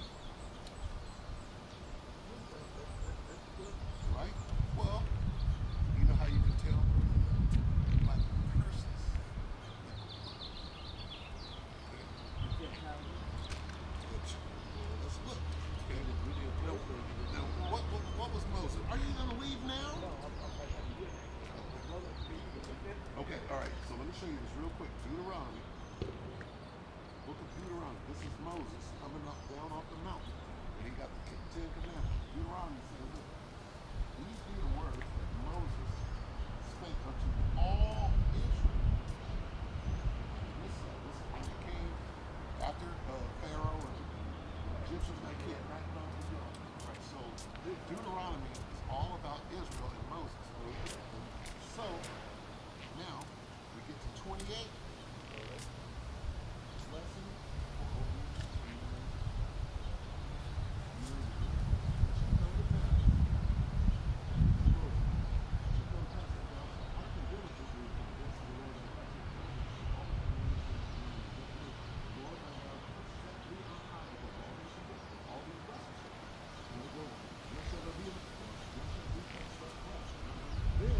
But it's not a people in obedience to God. Who is being spoken to? Okay, you're supposed to be Israel. Okay, so he's dealing with Israel. But what if somebody else Ain't no somebody. What if you? Did God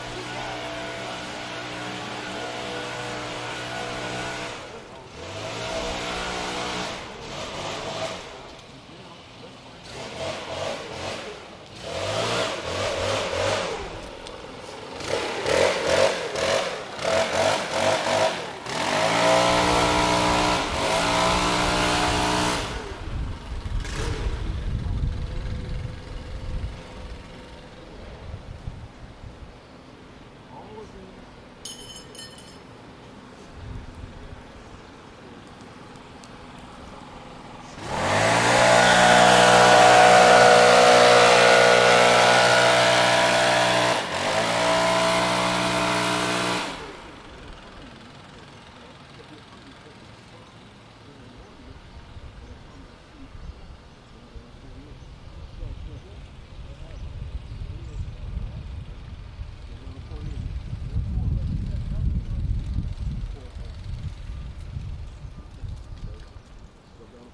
Therefore thou shalt serve thine enemies. Come back. Come back. I got all that. All right, brother. Let's go to line of you be like that. All right. So we moving toward what? What are we moving toward? That you're an Israelite. From the tribe of Judah. You're a true Jew. That's your real nationality. You're not no African. The Africans come out of Noah's son, Ham. You come out of Noah's son, Shem. Okay?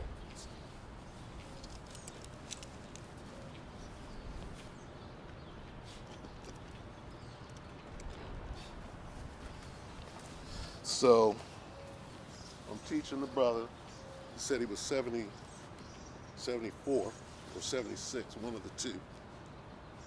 And he came and he sat down. He wanted to hear. And he's been a little,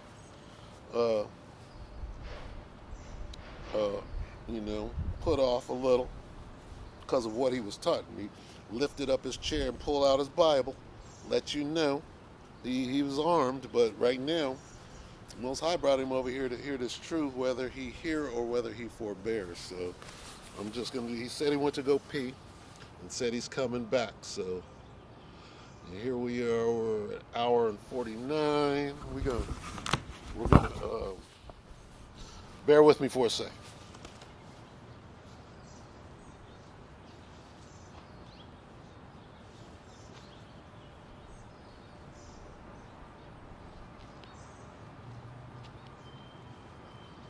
Brother said he went to go pee, so I fully understand. I got to pee too, so handle that.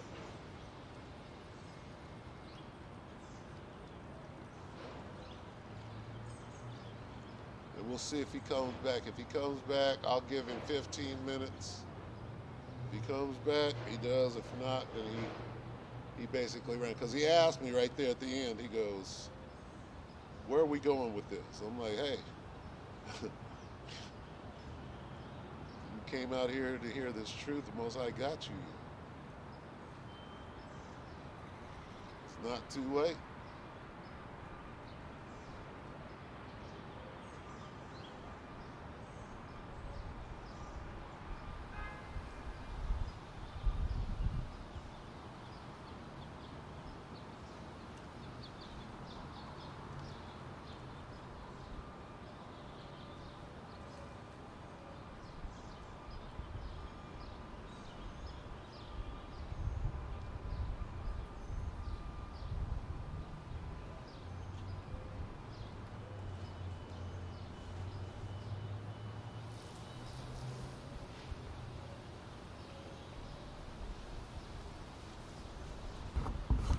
All right, so I'm gonna come back over here. I don't know if the brother's gonna come back or not. You see my new piece, yeah? That's that emerald. Okay. So yeah, we were I was getting him there. I was getting the brother there. He was fighting a little bit, but he knew. And then at the end he goes, well, where are we going with this? I'm like, well, we're going to what you don't know. You learned what the word nigger means according to the Bible after 67 years. And now you're going to find out that, your lineage goes back to the 12 tribes of the nation of Israel, God's chosen people. Apparently he wants you to know that for one reason or another, whether it be, for good or whether it be to your detriment, all right? And that's what we're out here for, all right? We're out here for nothing less than that. Warn them of me, all right? Why? Because we're at the end, all right? And that's the spirit. You don't resist the spirit. Just keep it moving. Like I said, I'm going to give the brother a little time to come back, and we'll see what happens. In the meantime, this is 1 Peter 4 and 7. Okay? In the spirit. 1 Peter 4 and 7, but the end of all things is at hand. All right? Be ye therefore sober and watch unto prayer. All right? So, that's what this whole thing is about. All right? Hey, who knows? This could be one of the last, of the elect that needs to be sealed. He's on the fence right now. And we'll see if he comes back, then, hey, we keep working. If he don't come back, I'll go ahead and close it up. And Lord willing, we'll see him out here next week, He got a little chair, and he's getting up there in age, Hell, I had to pee right there. I done peed out here at least 4 times since I got out here. So I sympathize with the old man. He's got, 76? He's got, he almost got 20 years on it when I think about it. You understand? And if you could hear my dialogue with the gentleman, right? When somebody got that age, that's 20 years. Okay? It's 18. He's got 18 years on me. That's a significant amount of time. All right? And so what do? You show your self-respect by respecting your elders. He's clearly not in the truth. But then what? Then you don't have to abide by what it says in the Bible because he ain't in the truth? What kind of sense is that? What kind of sense is that? And then you go to let no man despise thy age. No. There's a way to deal.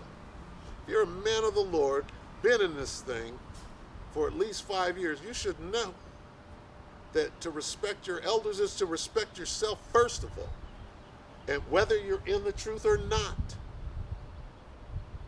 Especially them that labor. Okay? All right? So, the man came out. He came over here. He looked. He saw me. And I looked at him, and then he was deciding what he wanted to do. Then he decided to move closer so that he could hear what I was saying. And so I'm watching him. And then he posted up right here where we were over here by this bench, and he's listening to me. And of course, when something like that happens, the spirit takes over and goes where the spirit wants to go. And when that happened, then it came out that approached the man. He's listening, he's inquiring, and the Most High got him out here, right? And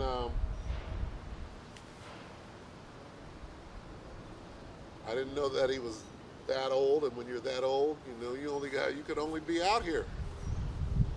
The elder apostle Tahar is like what, 61, 2, 3. This man is what, 13 years older than that. So he gotta go pee. He gotta sit down. He can't, he's already in a wheelchair. So you take things like that into consideration. You have respect, reverence, and honor for your elders, whether they're in the truth or not. Now, if he was being a demon, there's a way to deal with that with your elders. You don't, it doesn't have to. You got to be a grown-ass man in this thing. You got to grow in this thing. You got to know how to respect yourself. Okay? The white man is the devil. All right? We've all done that. But have you grown into a grown-ass man? And the brother's coming back, which is awesome. All right? And we'll continue on from there. Maybe I could get the camera a little closer and we could have that discussion. You did come back. I have one question. Yes, sir. Only one. Yes, sir. And then I have a statement. Yes, sir. Was anybody saved from the blood other than the family of Noah? And all people are like some of this because well, there were only 8, and all people are descendants from those 8 on the earth. So therefore, they are Israel. Okay.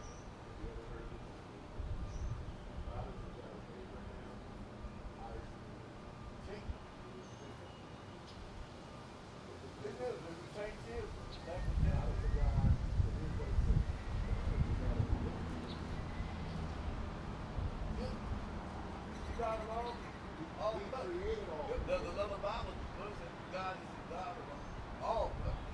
He created all people, but he chose one. He cannot do whatever he does. Okay, if he chose, yes, he can. Did he choose one people? And the people he chose was the one he had created, but some are under the curse. Some are, those that we speak of that are not Israelites, I see they are under the curse. Because all descended from Noah. All people are descended from Noah.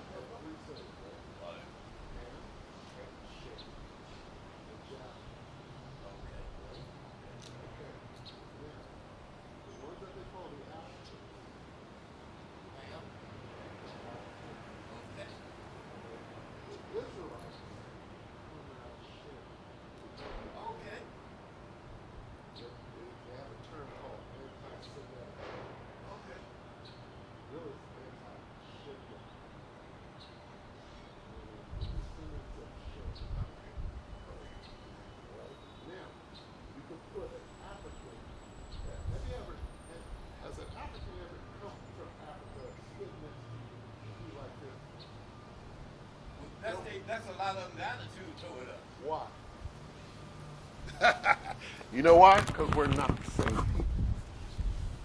They know who you are. They know you're not an African.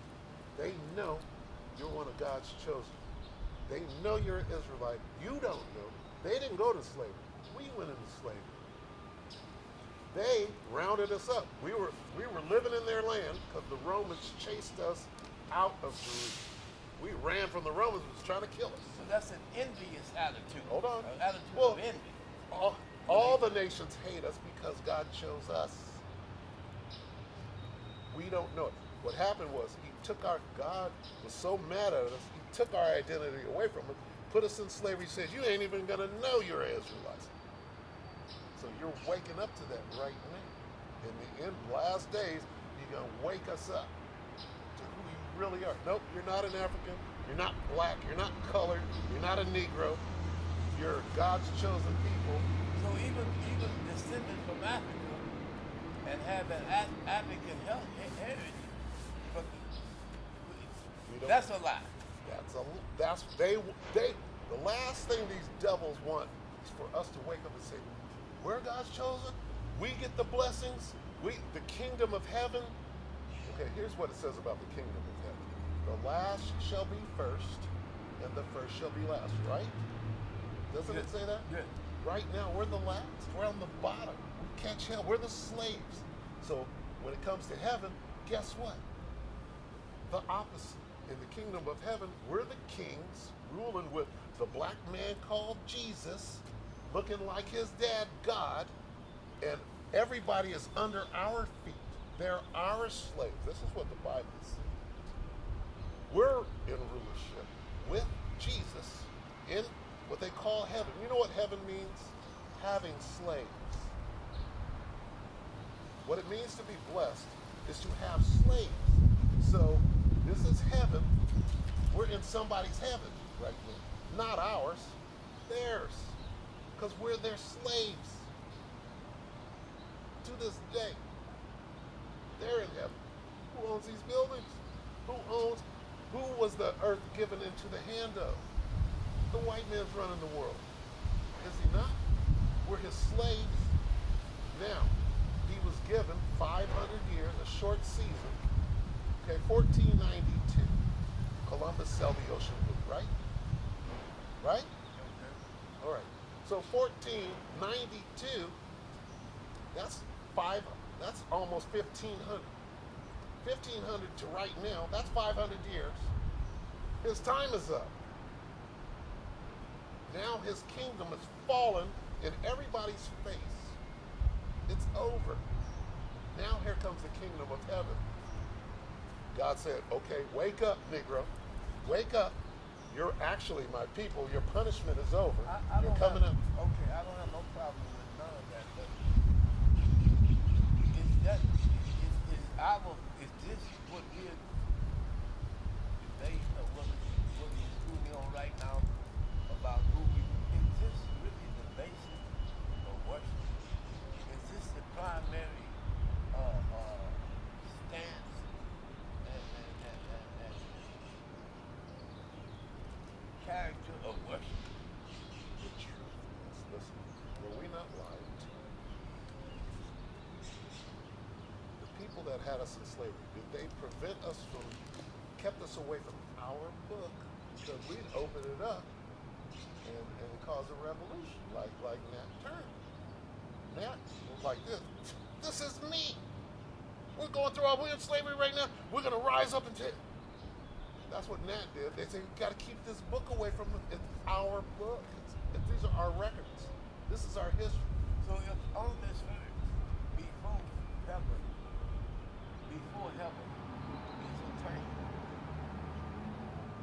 and 100 years, 500 years from now, we become the ruling class, we would have messed ourselves up according to the scripture says, the first shall be last and the last shall be first. We would actually have messed ourselves up if we become the owners. Is Jesus here? Is he here? Well, he's coming back, right? It says, I believe in a second advent. Yes, I Okay, do. he's going to come back, and then he's going to set everything straight, right? Yeah. And then the Israelites are going to be co-rulers with him. That's what the scripture says. Okay. So has that happened? No. Okay, this is what we're waiting on. Now, how is he coming back?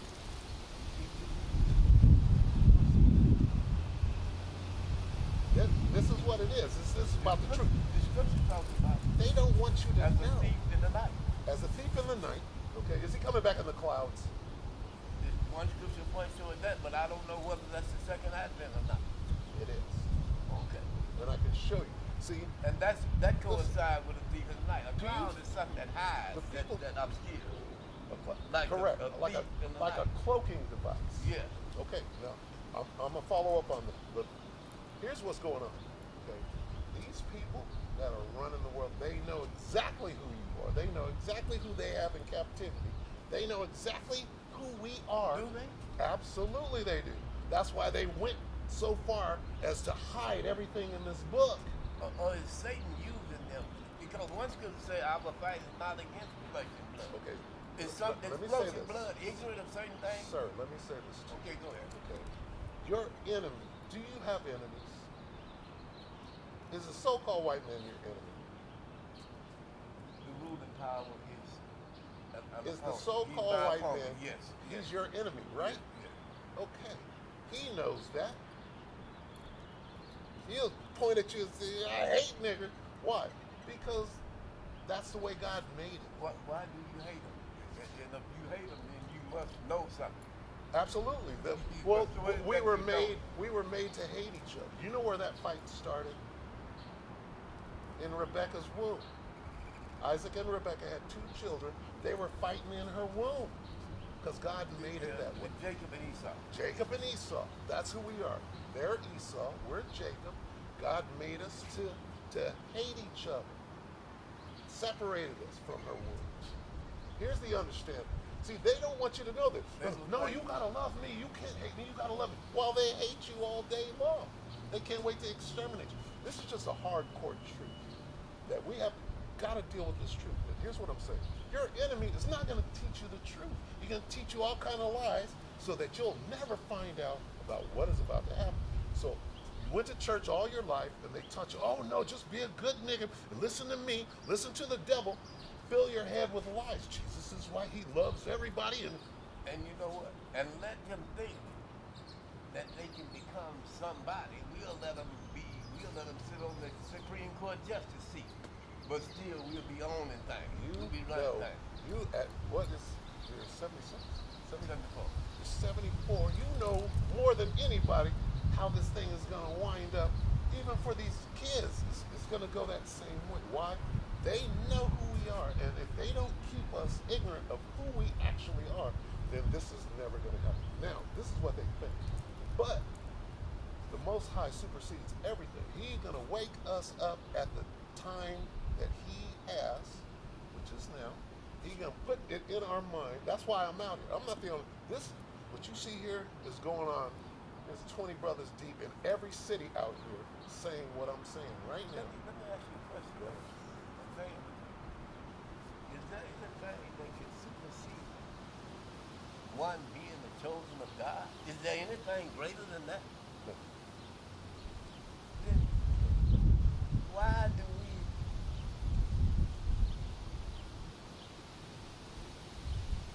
stumble over worldly possessions? Because that's what the devil taught us. Yeah, he not only taught us that, but he took ownership of that, and his millions are inheriting his ownership, his millions.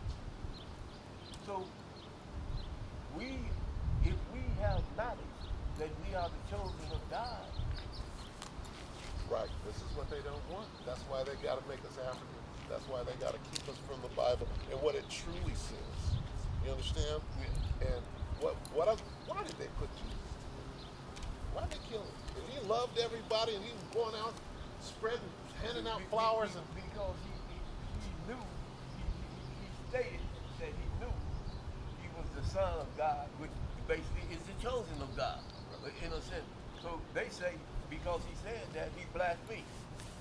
here's why they had to put him to death. Because he came and said, hey, guess what? Yeah. I'm gonna run all of this shit with him. He's looking like us. Yeah. He's saying to the Romans and to his people, he's like, hey, the kingdom of heaven is at hand. We're gonna run this shit. They had to put that brother to death. And he was putting them out of business. He was putting the wicked of us, the wicked Israelites, Yeah. the wicked Jews. Now, what was Jesus' nationality?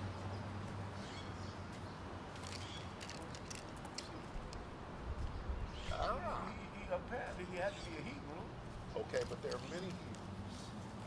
The white man is a Hebrew. The Chinese man is a Hebrew. The Arab is a Hebrew. You got Hebrew Edomites, you got Hebrew Ammonites, you got Hebrew Moabites. Okay?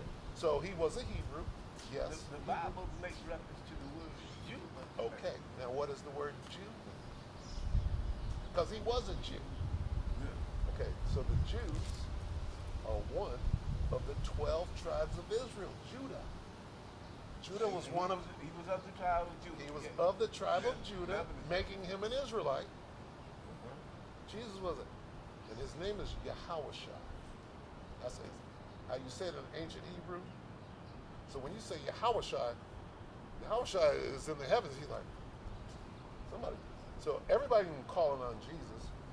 There ain't no Jesus. Jesus is the white man. That devil. Okay, so anyway.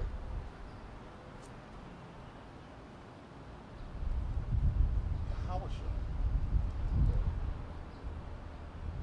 is a Hebrew Israelite from the tribe of Judah. The Jews look like us. Okay? We look like the African. Put an African right next to me. You couldn't tell us apart. Okay, because all Noah's sons. Did Noah have a white son, a yellow son, and a black son? No. They all looked, Ham, Shem, and Japheth all looked the same. They came from the same father. Now, when you get to Jacob and Esau, okay, Esau came out what color? Red. All over, Red. right? He was red. What does that mean? You know what they call that today? Hindi? No. They call it vitiligo. You know what vitiligo is? No. In the ancient day, they called it leprosy. It's when you lose your pigment. Melanie? You lose your melanin, you start turning white. Like Michael Jackson. Oh, he had vitiligo, you start turning white, right? Well, that's a curse. Okay? When Cain killed his brother, right? Cain killed his brother, and God said, Cain, where's your brother? Cain was like, My brother's keeper. what, God? All right? And he said, since you did this, you devil, I'm going to put this mark on you. And Cain said, you can't do that because they'll kill me as soon as they see me. What was the mark that God put on him?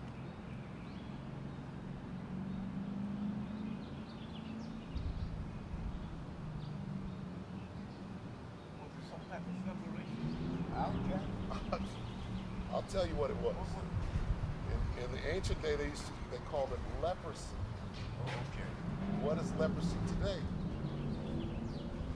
It's a skin disorder where your pigment goes away. Okay, now.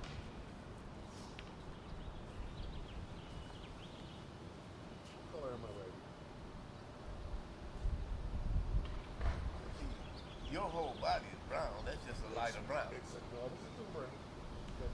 My skin right here is called translucent. You can see through it. You see my blood showing through my skin. So-called white man, his whole body is translucent. If you make him mad, you make him real mad. Your color, that color. What sure. color? You turn red. It's like Esau there. I don't know. The guy with the horns on his head, the pitchfork in the tail, what color is it? Hold on now, hold on. This is God's creation you're talking about. Did God create everything? Did God create Satan? There's but one creator. Come on. Right. There's but one So who creator. created Jesus? The Bible is pointing. There's only one answer. Who created Jesus? His dad did. No. No? Oh. Jesus was begotten. It's Begotten by He who? was not a created being. He's whose begotten son? God. Okay, so God, there's only, okay, who is the Alpha and the Omega? Jesus is in the scripture. He's declaring himself to be that. Okay, The so first and the last. what does that mean? It means The that beginning and the end, right? It means that he's talking about his preeminence, that he always was. Hold on. That's what he's talking about. Is he the Alpha and Omega? He is, right? Jesus is, right? That's what he said. Okay, That's what guess what? God has no beginning or no end. That's what Jesus is saying about himself. No, he's not saying He that. ain't talking about the man. he He's said, talking about the God Jesus. no. Okay, Jesus is a God, but he's not the Most High. But the Bible is lying there. No, where does it say that? Second Philippians. What does it say? Second Philippians. What does it Second say? Philippians. What does it say? I'm gonna help you with it. It said These three are one. it said Jesus took on the form of a man. Okay. And there's a reason for that. that the penalty of sin had to be paid and had to be paid by man, and there was no man found worthy to be a perfect sacrifice to a holy God. A holy sacrifice had to be made to a holy God, and no man was holy. So God had to come down himself in the form of a man, and that's why he said to Abraham when Abraham was going to put up Isaac, he said he would This is that he would be in the beginning. God created the heaven and the okay. earth. Who is this? In the beginning, God, that one God. Okay, God. is that Jesus? One God. Is that Jesus? That's not Jesus the man. Okay, now here's That's okay. not Jesus. Now, That's now. not the flesh. Okay, so let me show you something. God can't die, and Jesus in the flesh died. Let me show you something. You're right. Have you ever heard of this word called Elohim? Okay, here's how you say it in the ancient Alahaya. Okay. You know what that word? That word is plural. Okay. So it reads like this: in the beginning, the gods created the heavens and the earth. I can't go with that Why? because It's there true. was one God. Right. So this isn't talking about that. Now, back to what I'm saying. What is First John? What is the book of John say? In the beginning. Was the Word. The Word Okay, was God. wait. In the beginning was what? The Word. Who is that? Jesus. Okay, correct. And the word was with. The Word was God. The Word was with God. Stop. Okay, so he was with some. This is the same story. If this is plural, this is talking about Jesus was there with the other gods.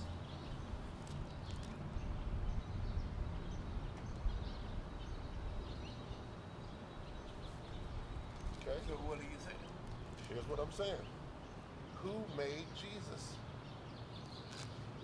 God made Jesus. And then he went and sat down.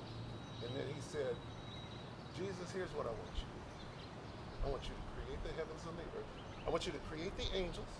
I want you to create Satan. I want you to create all of these things. What did he make it? I beg your pardon? The Son of God. Chapter 14 says, and the Word became flesh and dwelt among men. He did that. You see, now at that point, God did make Jesus by the Holy Spirit and the Virgin Mary. That's how he. What does this Jesus mean? made. My only begotten son. That Jesus was not a part of the creation. He was begotten. He was a part. He's not a created being. Jesus is not a created being. No, not a. No. His Father is the Holy Spirit. Even other religions, other than Christianity, Who is the Ancient of Days? that's Jesus. Yep. Well, it's Jesus. God. Right. It's God. There's a difference. God. When it says the Father, the Son, and the Holy Spirit, And they are one. One God. what is that? Wait, hold on. Okay. The Father, the Son, and the Holy Spirit. These three are one. Yes. Right? One. Right? Yeah. Okay. In your life, has three ever made one? Bear with me. Because Bear on with God me. Hold on, no on that explanation. level, Bear it's with me. different. I'm gonna show you No, something. not- I'm gonna show you something. not- No, right? Three is not one. One is not three, right? No, not on Okay. this. Not on this plane. Now let me ask you a question. Not on this plane. Let me ask you a question. Okay. Now listen to the question and answer the question truthfully.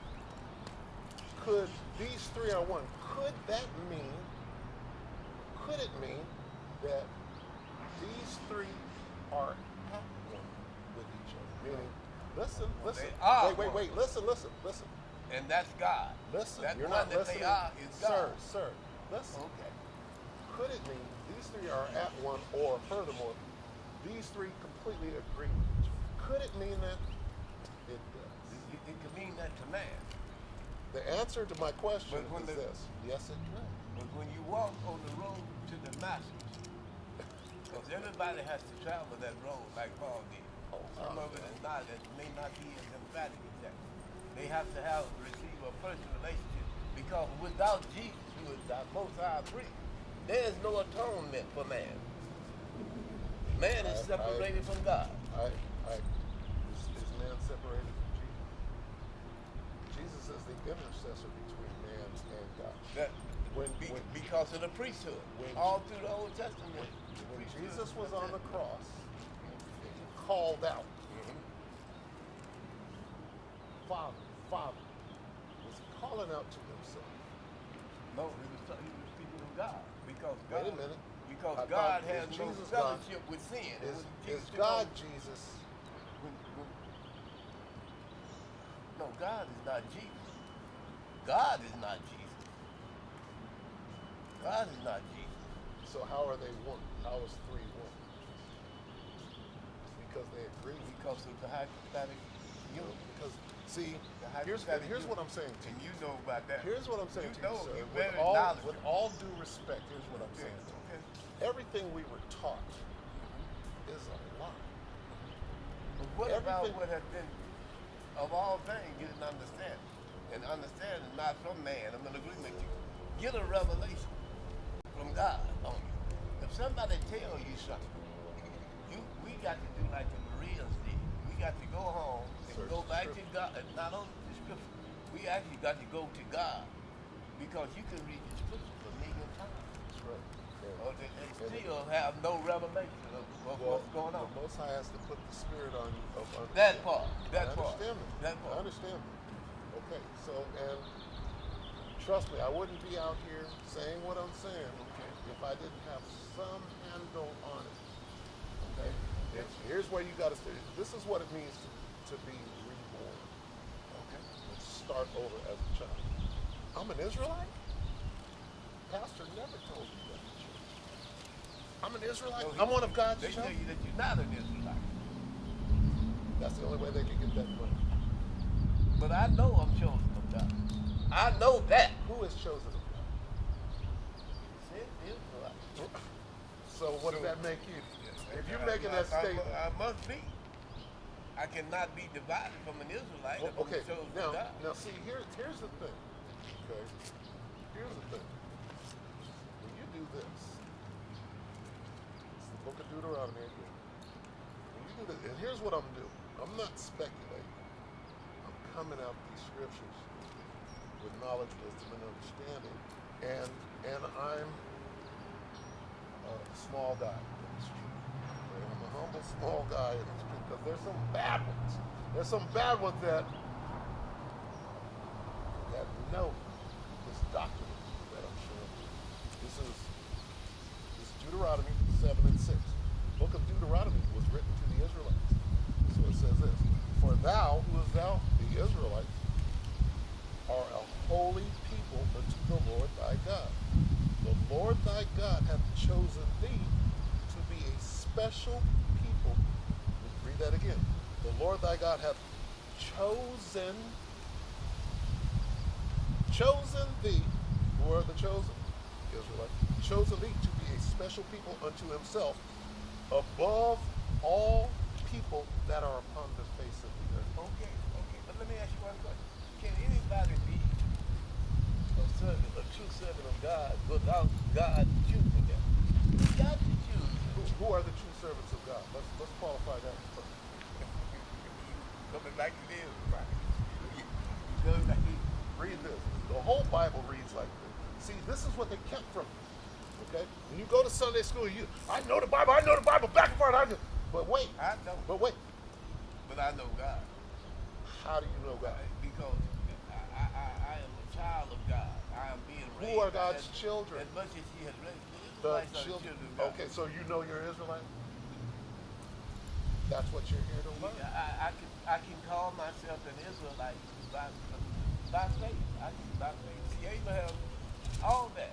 The whole Bible- It points into that. Read Yeah. Malachi 1.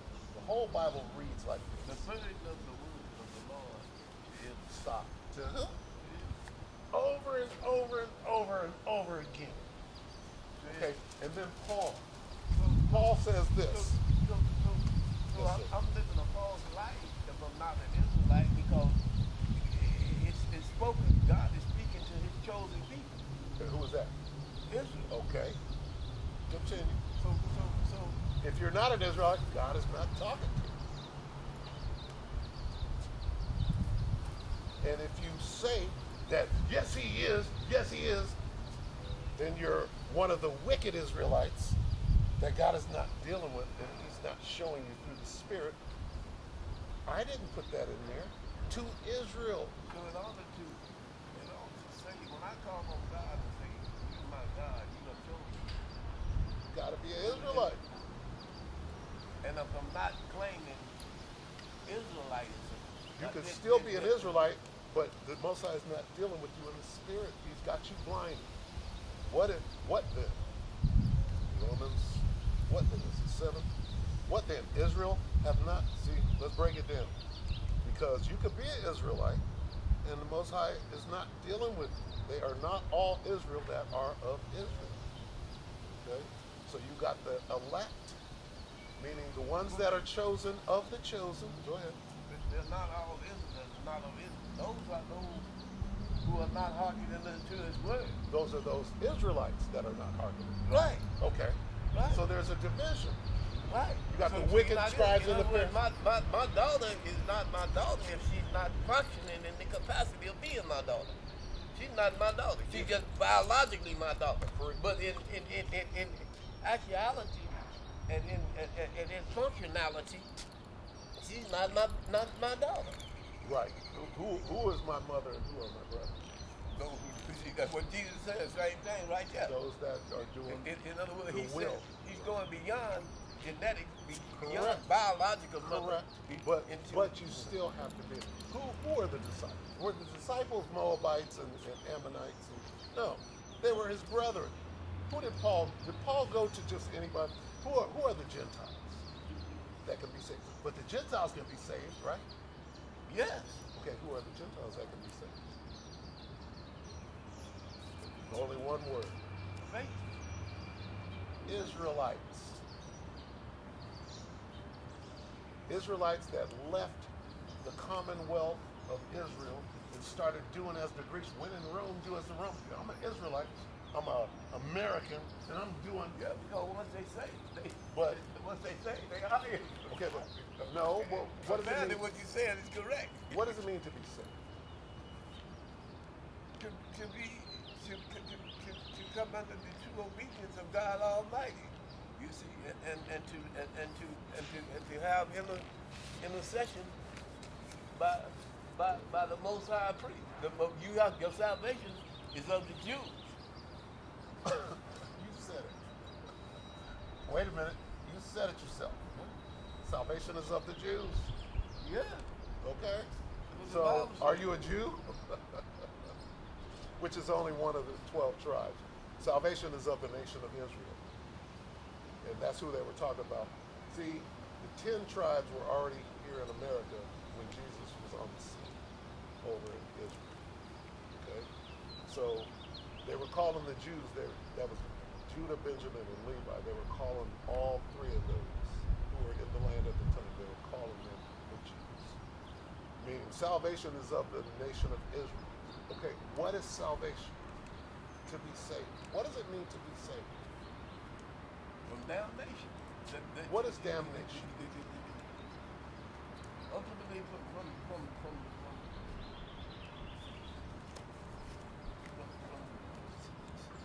saved is to come under the umbrella of God Almighty. Saved, if you were drowning in a pool of water, Yeah. I came over and grabbed you up out of there, Huh? did I not save you? Yeah. From Okay. drowning. From drowning. Okay, so we're not dealing with water anymore because of the rainbow, right? Remember I said that earlier? Yeah. Okay, how is God going to destroy the earth this time? Right. Right? Yeah. So what does it mean to be saved? Saved from what? The fire. Right? How is God going to save you from the fire? The resurrection defeats all destruction. How is God going to... I'm going to show you that I'm a man of the Lord because I'm going to reveal some secrets and some mysteries Okay. to you. What does it mean to be saved? From the fire. And how will we be saved from the fire? Well, you just demonstrated being saved. Right. You're taken out Of a bad situation, right? Okay. Now, and I'm going to show you what that means in the scriptures. Okay? Now, I showed you what the fire is, right? What is the fire? talking about nuclear weapons. That's what it is. That's what it is. That's what sets it off. That's what it is. But how can we say that? How can we say that the nuclear weapons may disrupt the earth so bad that the sun itself be thrown out of whack? And the sun is actually the nuclear weapon causes so much. Man caused it. But what God had already put here, like He already put here water for the destruction. He already put the sun, and the sun just do all that. Because the sun is actually more powerful than nuclear weapons. Okay, let me ask you Think this. about it. Let me ask you this. God created everything, right? You know the answer to that. Yes. Yeah. He created everything, but man has invention. Man And invented things. where did he get the invention? Well, it came to the mind of man, and God created the brain, so ultimately, indirectly, He created invention. Did God put that in man's mind? Yes. Okay, so God He created, allowed it He anyway. gave him the instructions and the blueprints to go make these weapons, right? The brain. Why? God created Why the did brain. He do that? Why did He Why create? did He allow it? Did God create For these His purpose. nukes? For His purpose.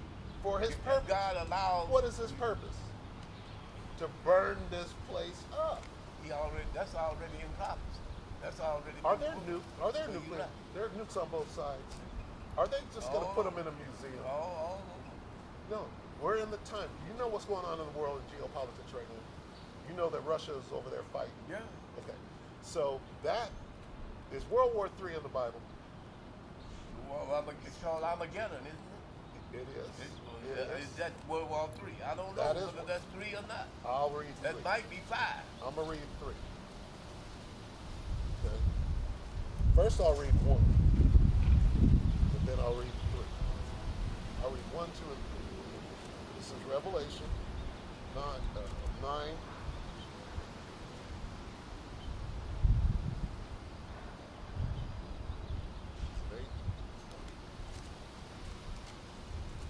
Something about the sun, though, I keep thinking that man's invention cannot really destroy God's earth. That God, something that God has already put here. But I don't know. Okay. All right, so Revelation 9 from 1 to 11 describes World War I. And on 12 it says, one woe is past, meaning the First World War is over. It just described it in Revelation 9. Then it says, and behold, there come 2 woes more hereafter. Speaking of World War II and 3. Okay? So now we're going to jump down to 11. And we get to Revelation 11 and 14. The second woe is past. And behold, the third woe cometh quickly. Let's talk about World War III, where these nuclear missiles are going to be. Now let me show you the missiles, okay? This is one of the plagues that God is going to send upon the earth in Zechariah. And you tell me what this means. Zechariah 14. 12. And this, Zechariah 14 and 12. And this shall be the plague wherewith the Lord will smite all the people that have fought against Jerusalem. Their flesh shall consume away while they stand upon their feet, and their eyes shall consume away in their holes, and their tongue shall consume away in their mouth. What can make that happen? Extreme heat, probably. Fire. Come out of her, my people, that you receive not of her plagues, right? You know about that? That's 18, right? Revelation 18. Let me read that, and I'm going to go back. Revelation 18 and 4. And I heard another voice from heaven saying, come out of her, my people, that ye be not partakers of her sins, talk about Babylon the Great, America, and that ye receive not of her plagues. Read Zechariah again. And this, Zechariah 14 and 12, and this shall be the plague. What does it mean to come out of her, that you receive not of this plague right here? Do not participate with her. Don't Or do it mean geographically that we better get about this? Does it mean geographically? It means both because it says two things. It says, "Come out of her, my people, that ye be not partakers of her sins," meaning iniquity, breaking the law. And then it says, and that ye receive not of her plague, Babylon's plagues. This is one of the plagues that God is going to send. But if it means geographically, I'm going to explain it. and the nukes are set off, This is going. then what on earth? Where can you go? I'm going to Geographically. show you. Okay. I'm going to show you. If you let me, I will show you. This is the nuke. And this shall be the plague that you don't want to receive. Come out of it. What does it mean to come out of it? And this shall be the plague wherewith the Lord will smite all the people that have fought against Jerusalem. Their flesh shall consume away while they stand upon their feet. Their eyes shall consume away in their holes, and their tongue shall consume away in their mouth. What does it mean to come out of her, my people? Okay? Jesus is coming back in the clouds, right? Right? Swing low, sweet what? Check. What's that? Pick us up. How, what? We'll Pick us up. Called up Caught up in what? in the cloud to be with him. In the clouds to be with him in the air. What's that? Okay, so we're going somewhere Right, other look. than on the earth to escape that. Before the missiles hit, we're going to be caught up in the cloud. What are the clouds?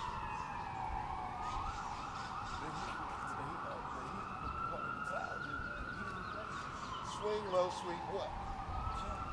Listen, clouds are chariot. What's that? What is that? Swing low, sweet chariot, coming for to carry me home. What does it mean to be saved? Yes, sir. Going from transition to house. I'm the clerk. And let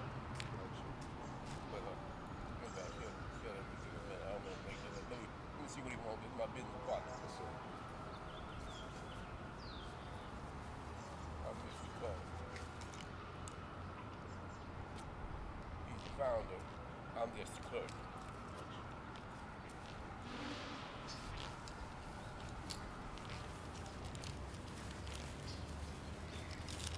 So me and the elder here are going, we're trying to get an understanding of what it means to be saved. And let me get come around the mountain. Now that's a salvation. That's what it means. Saved from You see how I set that up? is that I'm gonna show He you. ain't answered yet. Okay. Okay, he ain't answered. Okay. So I'll call get with him later. Okay. All right. So what it means to be saved is to pull you up out of the water, of the fire. Now you brought out yourself that we're gonna be caught up in the clouds. Okay. Now, let me ask you this: when Jesus, his name is Yahushua, when he left the earth after the resurrection, how did he leave? He went up. They marveled at him in a cloud. What happened? What was that? How do you explain The it? angel said, "Why marvel thou? The same way he has left is the way he will return." Basically, they said in the cloud. Let's read that. So you know about Acts, right? That's how I he know left. about that part. Okay, now, here's the second coming. Revelation 1 and 7. Behold, he cometh with, Cloud. what is this cloud? Yeah. And every eye shall see. His cloud is going to be so big, Okay. like a big old mountain. Yep, because he's gonna cover all of his people. He said you don't have to wonder where he's at because he's like the lightning. See, he's omnipresent. That's how big he's gonna be. He's omnipresent. He's everywhere. Well, Like you're you going to said. see, every eye is going to see Yeah. him coming back. Right. You're going to see it. Yeah. Okay, watch this. I want you to read this. This is Psalm 104. But we talk of salvation. Yes. That's yes. just one. I gotta put it in perspective. Does not salvation actually come before that? Nope. The spiritual salvation? That's just a You have to, manifestation of it? what you're trying to do is you're trying to be on that list of those that will be caught up in the clouds. Amen. And that's why you're here. God don't make no mistakes. He got me here trying to show you these things. Unless I die before And that what second happens? event. And what happens if you die? The first resurrection, I'll be before those caught up. You got some wisdom, but Okay. you're here right now to tie those things together. Read 104 from the top, Bless the Lord. and let me say this: these are some attributes of the Most High, Yahweh. Read, O my soul, oh my soul, O Lord my God, oh Lord my God, thou art very great. thou art very Thou good. art clothed with honor and majesty. Hold of honor, man. Who covered thyself with light as with a As garment. with a garment, Who stretcheth out the heavens like a curtain. like a curtain. Read Who layeth the beams of his chambers in the waters. in the waters. Read. Who maketh the clouds his chariot. Stop. He rides on the clouds. He rides in the clouds. What is the His cloud? chariot. Huh? What is the cloud? You see, It's a chariot. And the song Okay, says, now let me let down your chariot so I can ride. swing down, sweet chariot. Stop it. Let me ride. Somebody who put the lyrics to that song Remember that? had some scriptural He knowledge. knew, Spiritual knowledge. and he put it out there. What was it? You know what I'm talking about. George Clinton in Parliament. Okay. What did he have? They used to land it on the stage. What's that talking about? Yeah, I vaguely remember that enactment. They're the UFOs are what? Of God. They're the chariots of Israel. Oh, This is why they're hiding them. Here it is. These things go all the way. They're hiding them. Oh, it's a UFO. I don't know what it is. Little green men in it. No. Wait a minute. When Jesus left the earth, how did he stop and let me ride? Beam me up. But does a spiritual being have to have a vehicle to ride on? You don't have to have nothing. If you want to, you can do what the hell you want. Okay. You understand? All right. Okay. You understand? Now, All right. Elijah. When Elisha and Elijah was out there, what happened to Elijah? Well, he was translated. He got beamed up. Yeah. He got beamed up. Yeah. There's only one word for it. Now, this is what it means to be saved from the destruction. Yeah. Okay? Is I'ma that show you. is that the same as the Great Tribulation, or is it different? The Great Tribulation is the time that we're coming into right now that is going to be the worst time that there ever was on the face of the earth, ever, right now. And then after that, it's never going to be that bad again, and you're right here, right now. So how do you make it out of there? You got to be protected. You got to know that. They know where on the earth to flee. They know where to flee. Except for in the secret place of the Most High. That's why you're here. So if you disagree, oh, you crazy, and you walk away. Not that I'm the key to sanctuary. I'm not. But these words and putting them together like this. All right, this is the end. Let me show you the end real quick. And this is what it means to be saved. Saved from what? Saved from that fire, that nuclear fire. Okay? I want you to read it. Read 11 and 12. Okay, that was 12. And they heard a great voice from heaven saying unto them, Come up hither. And they ascended up to heaven in a cloud. Okay. And their enemies beheld Do them. you have enemies? Damn right. Apparently so. Wait a minute, go back. Go back to 11. Apparently so. Now, this happens. We ascended up to heaven. We got beamed up. Okay, read the next one.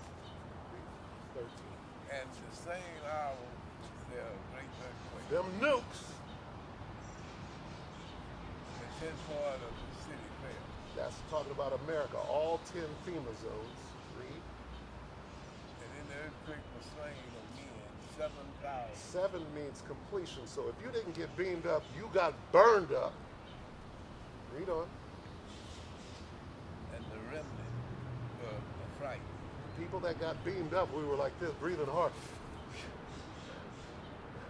We were just saved from that fire, from that destruction.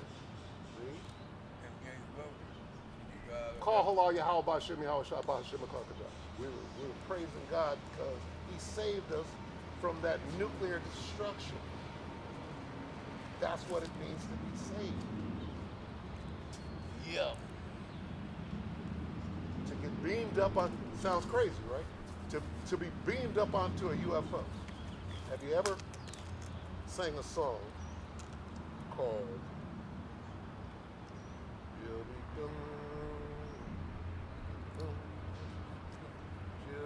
You ever sang that? Come on now. Yeah, Sir. Yeah. I'm sorry, I was just trying to remember some more lyrics. Yeah. She'll be coming, she'll be riding 6 flight of sea, right? Background. Read from right here. The original song was published in Old Plantation Hill Slaves. in 1899. Woo! Read. It ostensibly refers to the second coming of Christ Whoa! and subsequent rapture. Read on. Rapture meaning getting caught up in the clouds. Read. With the sheep. With the sheet referring to the Chariot. the chariot Christ is depicted as driving. Wait a minute. Stop right there. Okay? So they know. Been singing that song all your life. But they know. How is it that this devil knows what that song is about? Okay? Now, this is the book that they took out of the scriptures. You know they took some books out, right? Yeah, canonization. Well, There you know was the some devil- not included. What you mean took out? They once was there. Right, because I can go buy a King James 1611 Bible right now, and these books are in there. They took them out. But they don't want you to know. All right? Is there a King James 1611 Bible on the market? Absolutely. I have one. And you can go on your phone and type in King James 1611 Bible, download it in the app and everything. And these books are in there. Second Ezra, right? Baruch. There came a second canonizing, and they took them out. Now, who's doing all this canon? Who's taking out and adding to the word? Wouldn't that be the devil that don't want you to know what's going on? See, this is a spiritual thing. This is above what this devil can do down here. The Most High, if he wants you to have the information, he can bring you to the prophets of the Lord. He can present the evidence, whether you hear or whether you forbid. You don't have to believe anything I'm saying. My task is to prove all things with the scripture. I'm here for a reason today, but the whole thing is that I got to figure out the relevant. So a lot of stuff you're saying That you needs don't to be completely. factual and true. Yeah, but the whole thing is that it is the relevance of my worship that I have questions about. Well, okay. How is this relevant to? It's relevant in this, okay? Has anybody ever told you that you're an Israelite from the tribe of Judah? No. I've told myself that previously, and I've been refuted. I've been so-called correct. No, you're not. You're right, and that's the devil. That's somebody getting paid by the devil, getting 501c3 tax exemption to drive a big old Cadillac and live in the house uptown. I've always thought in my own mind, whatever, that if I'm the chosen, and I know I'm chosen, then I must be Israel. That's got almost a simple equation to me. Okay, but see, it's not so simple for see that, if you're thinking on that level, and that's a spiritual level, then when you hear this, see, this truth doesn't resonate with all Israelites. You can't just be an Israelite and hear this truth and you get it. You have to be one of the elect of Israel. Of all Israelites, only the election are going to hear this and say, wait a minute, say that again. Let me go check that out. Okay, then you know you're on your way.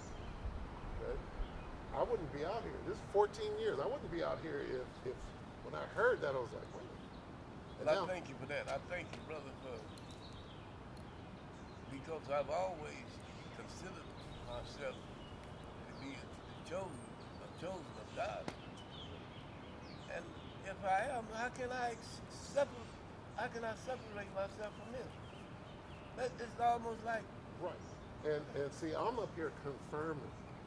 yeah. See, because the Most High is not dealing with anyone other than Israel. Okay? He's only dealing with Israel, and he ain't. And he told he's not us dealing that. with He all of told us that from times of old. This is our book. It's about us. It's about our special relationship with God and nobody else. Okay? And then, of all, we're the most hard-headed, stiff-necked,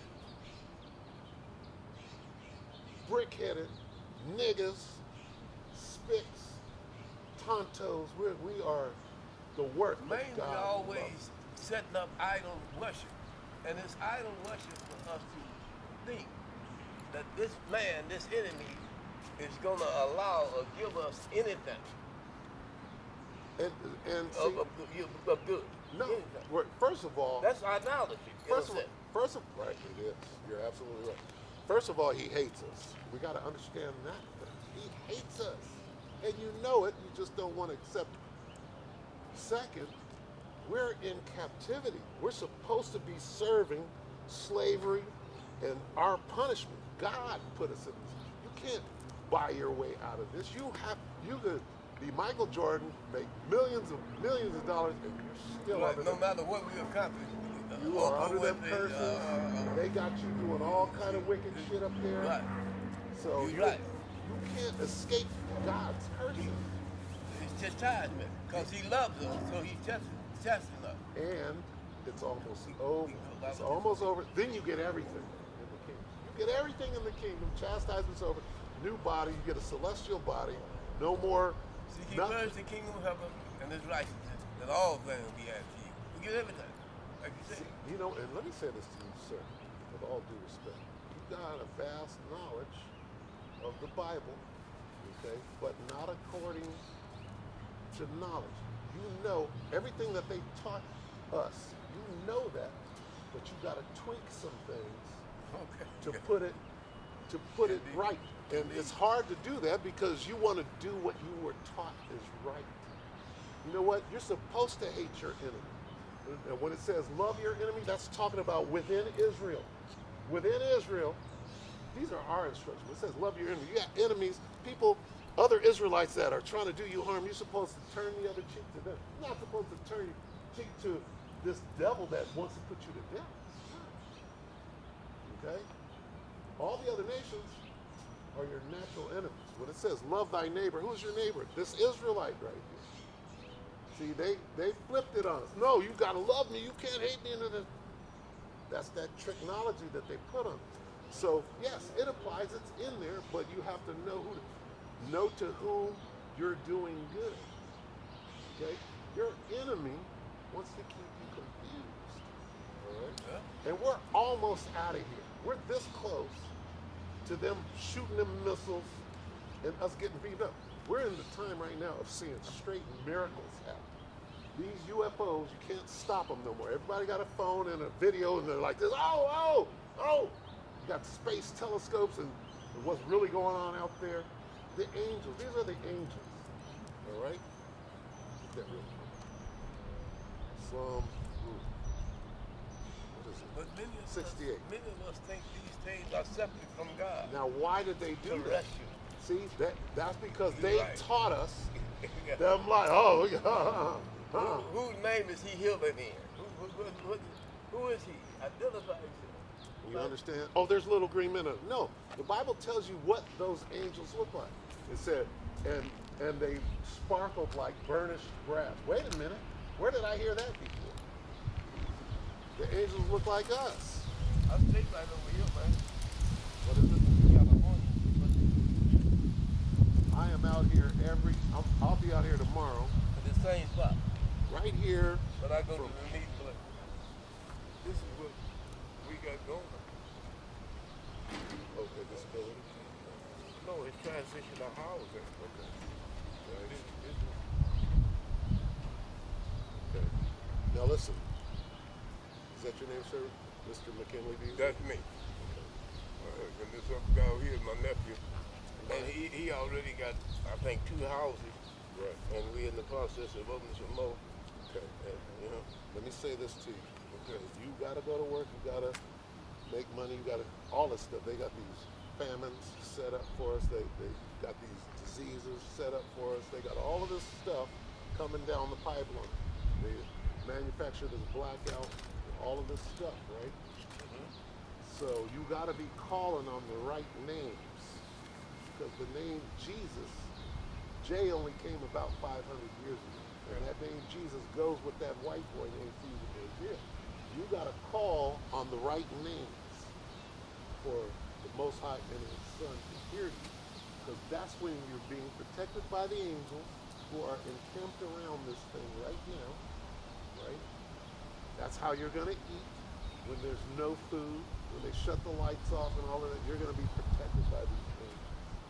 Okay? Let me get the angels real quick. Psalm 68, 17. yeah, that's Elijah. He was fed by a raven, then he was fed by the widow. Say that again, I'm sorry. Elijah, during the famine, he was fed by a raven, and then he was fed by a widow. All things that were written aforetime are written for our learning. Yeah. Okay, so that is for you to understand that if you call upon the name of the Lord, you call upon what's the name of the Lord? Is it Jesus? Because that's what you're going to call on him. And Yahushua is not going to hear you. You understand what did I just say? What's his name? Yahushua. That's the How son. do you pronounce it? You just said it. Yahushua? Yahushua. And you know what? I can say that to somebody and they'll be like, huh? The Most High just take it away from them instantly. Okay? When you leave here, here's what you should be saying. Yahweh, Yahushua. Yahweh, Yahushua. The Most High's name is Yahweh, or what they would call Jehovah. Okay, Jehovah. There's no J. We're talking about the ancient Hebrew. Yahweh. Yahweh. He that is. His son's name is Yahweh. Say the Most High's name and Shai. Yahweh, Yahushua. Yahweh, Yahushua. If I said Yahweh, Bahashem, Yahweh Shai, I said God in the name of Jesus. Okay? When Yahweh Shai knocked Paul off of the horse, he was speaking in the Hebrew tongue. He said, I am Yahweh Shai. He didn't say my name is Jesus. That's a translation. Right? So when you call upon the Most High, in order to get that protection, his name is Yahweh Shai. You say Yahweh Shai, Yahweh Shai is like, somebody's calling me. And I hear them. Okay? The Most High has a name. It's not God. God is a title. There are many gods. Satan is a god. Okay? And that's who these devils, they pray to Satan, the spiritual demon Satan. Okay? There are many gods. Jesus is a God. He's not the Most High. He's the Most High's Son. Okay? God, the word God simply means power. Okay? So the Most High has a name. It's Yahweh. Okay? What does Yahweh mean? It means he that is. It's not I am. Well, I am. If we go to Exodus, Moses said, well, who should, when the children of Israel asked me, who sent me, what should I tell them? What did God say? He said, you tell them I am sent you, right? And then if you read down a little bit, then you hear this word. Moreover, meaning this, above I am, you tell them Yahweh. He is. If Moses went back to the children of Israel and said, hey, Moses, who sent you? He said, I am sent you. They would think Moses was talking about himself. Right. So he said, you tell him he is. So Moses goes, who sent you? He said, he is. So he's not talking about Most High's name is He is, He that be, He that is. And how you say that in the ancient Hebrew is Yahweh. Yahweh. And his son, if you put Shai on the back of Yahweh, Yahawashah means He saved me. What does the word Jesus mean? He saved me. Right? Of his people. Of who, and who are his people? Right. That's all he's coming to say. All he's coming to beam up are Israelites that know his name, that know that you're an Israelite, and that the Most High made sure you got this information.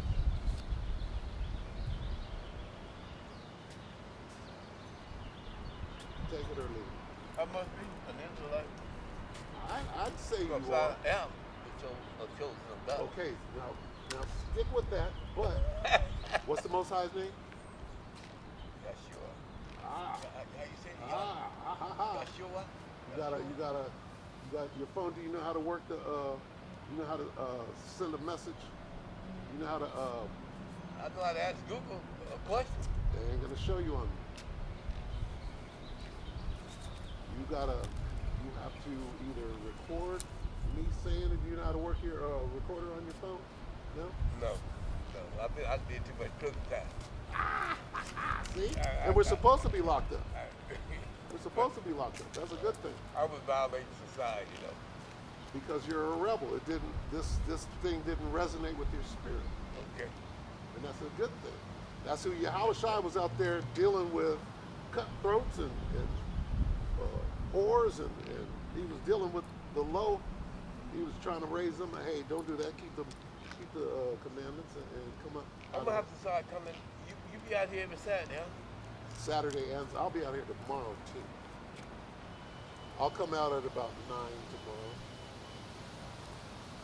I'll get your number. Yes, sir. So, And you can call me whenever you want. I'm taking seminary classes. See, you can't do that because they're not going to show you. Do you know how to go to YouTube? No, I just know Google. I know Google. Okay. Give me that number, brother. Okay, you ready? Because I'll be able to contact you. There's a lot of stuff. 593. Okay, then what I want you to do is text me. Oh, Because I won't answer the phone. good. Text me and say, this is McKinley, right? Okay. And then I'll answer right away. Okay. All right? My pastor, so-called pastor, is like this. Who's what? My pastor, the Christian pastor I got, Yeah. Ray Scott, over there on Merced and 9 by Merced by Food Nights over there. That's where the meat place is. Like we said so far, go ahead. And he wants me to check. He won't answer calls. Because he wants his money, and you're going to ask him some hard questions that he can't answer. Yeah, he say that I keep him on his toes. Right. Because We have debate. You Just got like you and I. I'm gonna tell you one thing he said that I disagree with. He said, a chain is only as strong as its weakest link.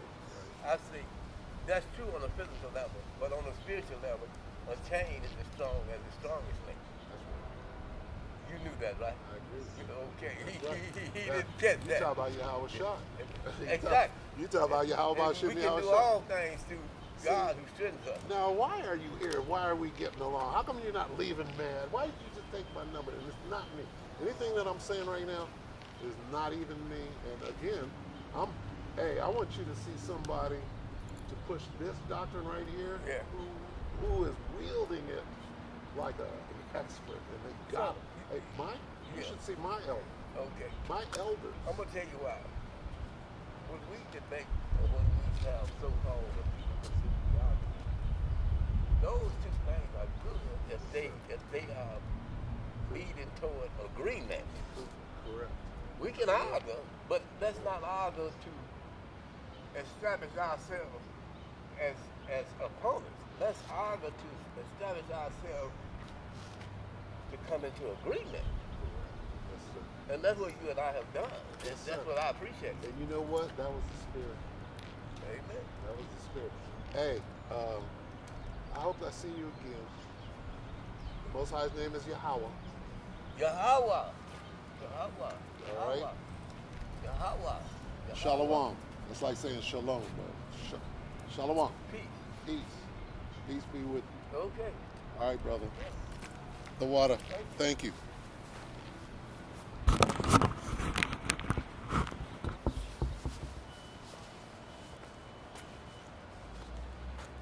All right, so with that, I would say that my work is done. We'll bring out the closers, if you will. We'll go ahead and shut down the camp.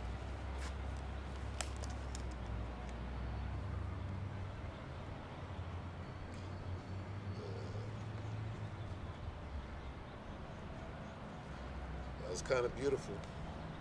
He bucked up a little bit, but I think he got it. Took my number. This is Ecclesiastes 12 and 13. Let us hear the conclusion of the whole matter. Fear the Most High and keep His commandments, for this is the whole duty of man. For the Most High shall bring every work into judgment with every secret thing, whether it be good or whether it be evil. And I hope that my demeanor came across when you're dealing with an elder. Okay? See, when there's an old man in your presence, he's your elder. Not your elder in the truth, but he's still your elder.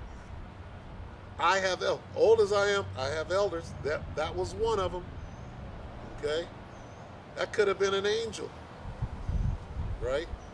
Checking me to see if I was doing good work or not. All right?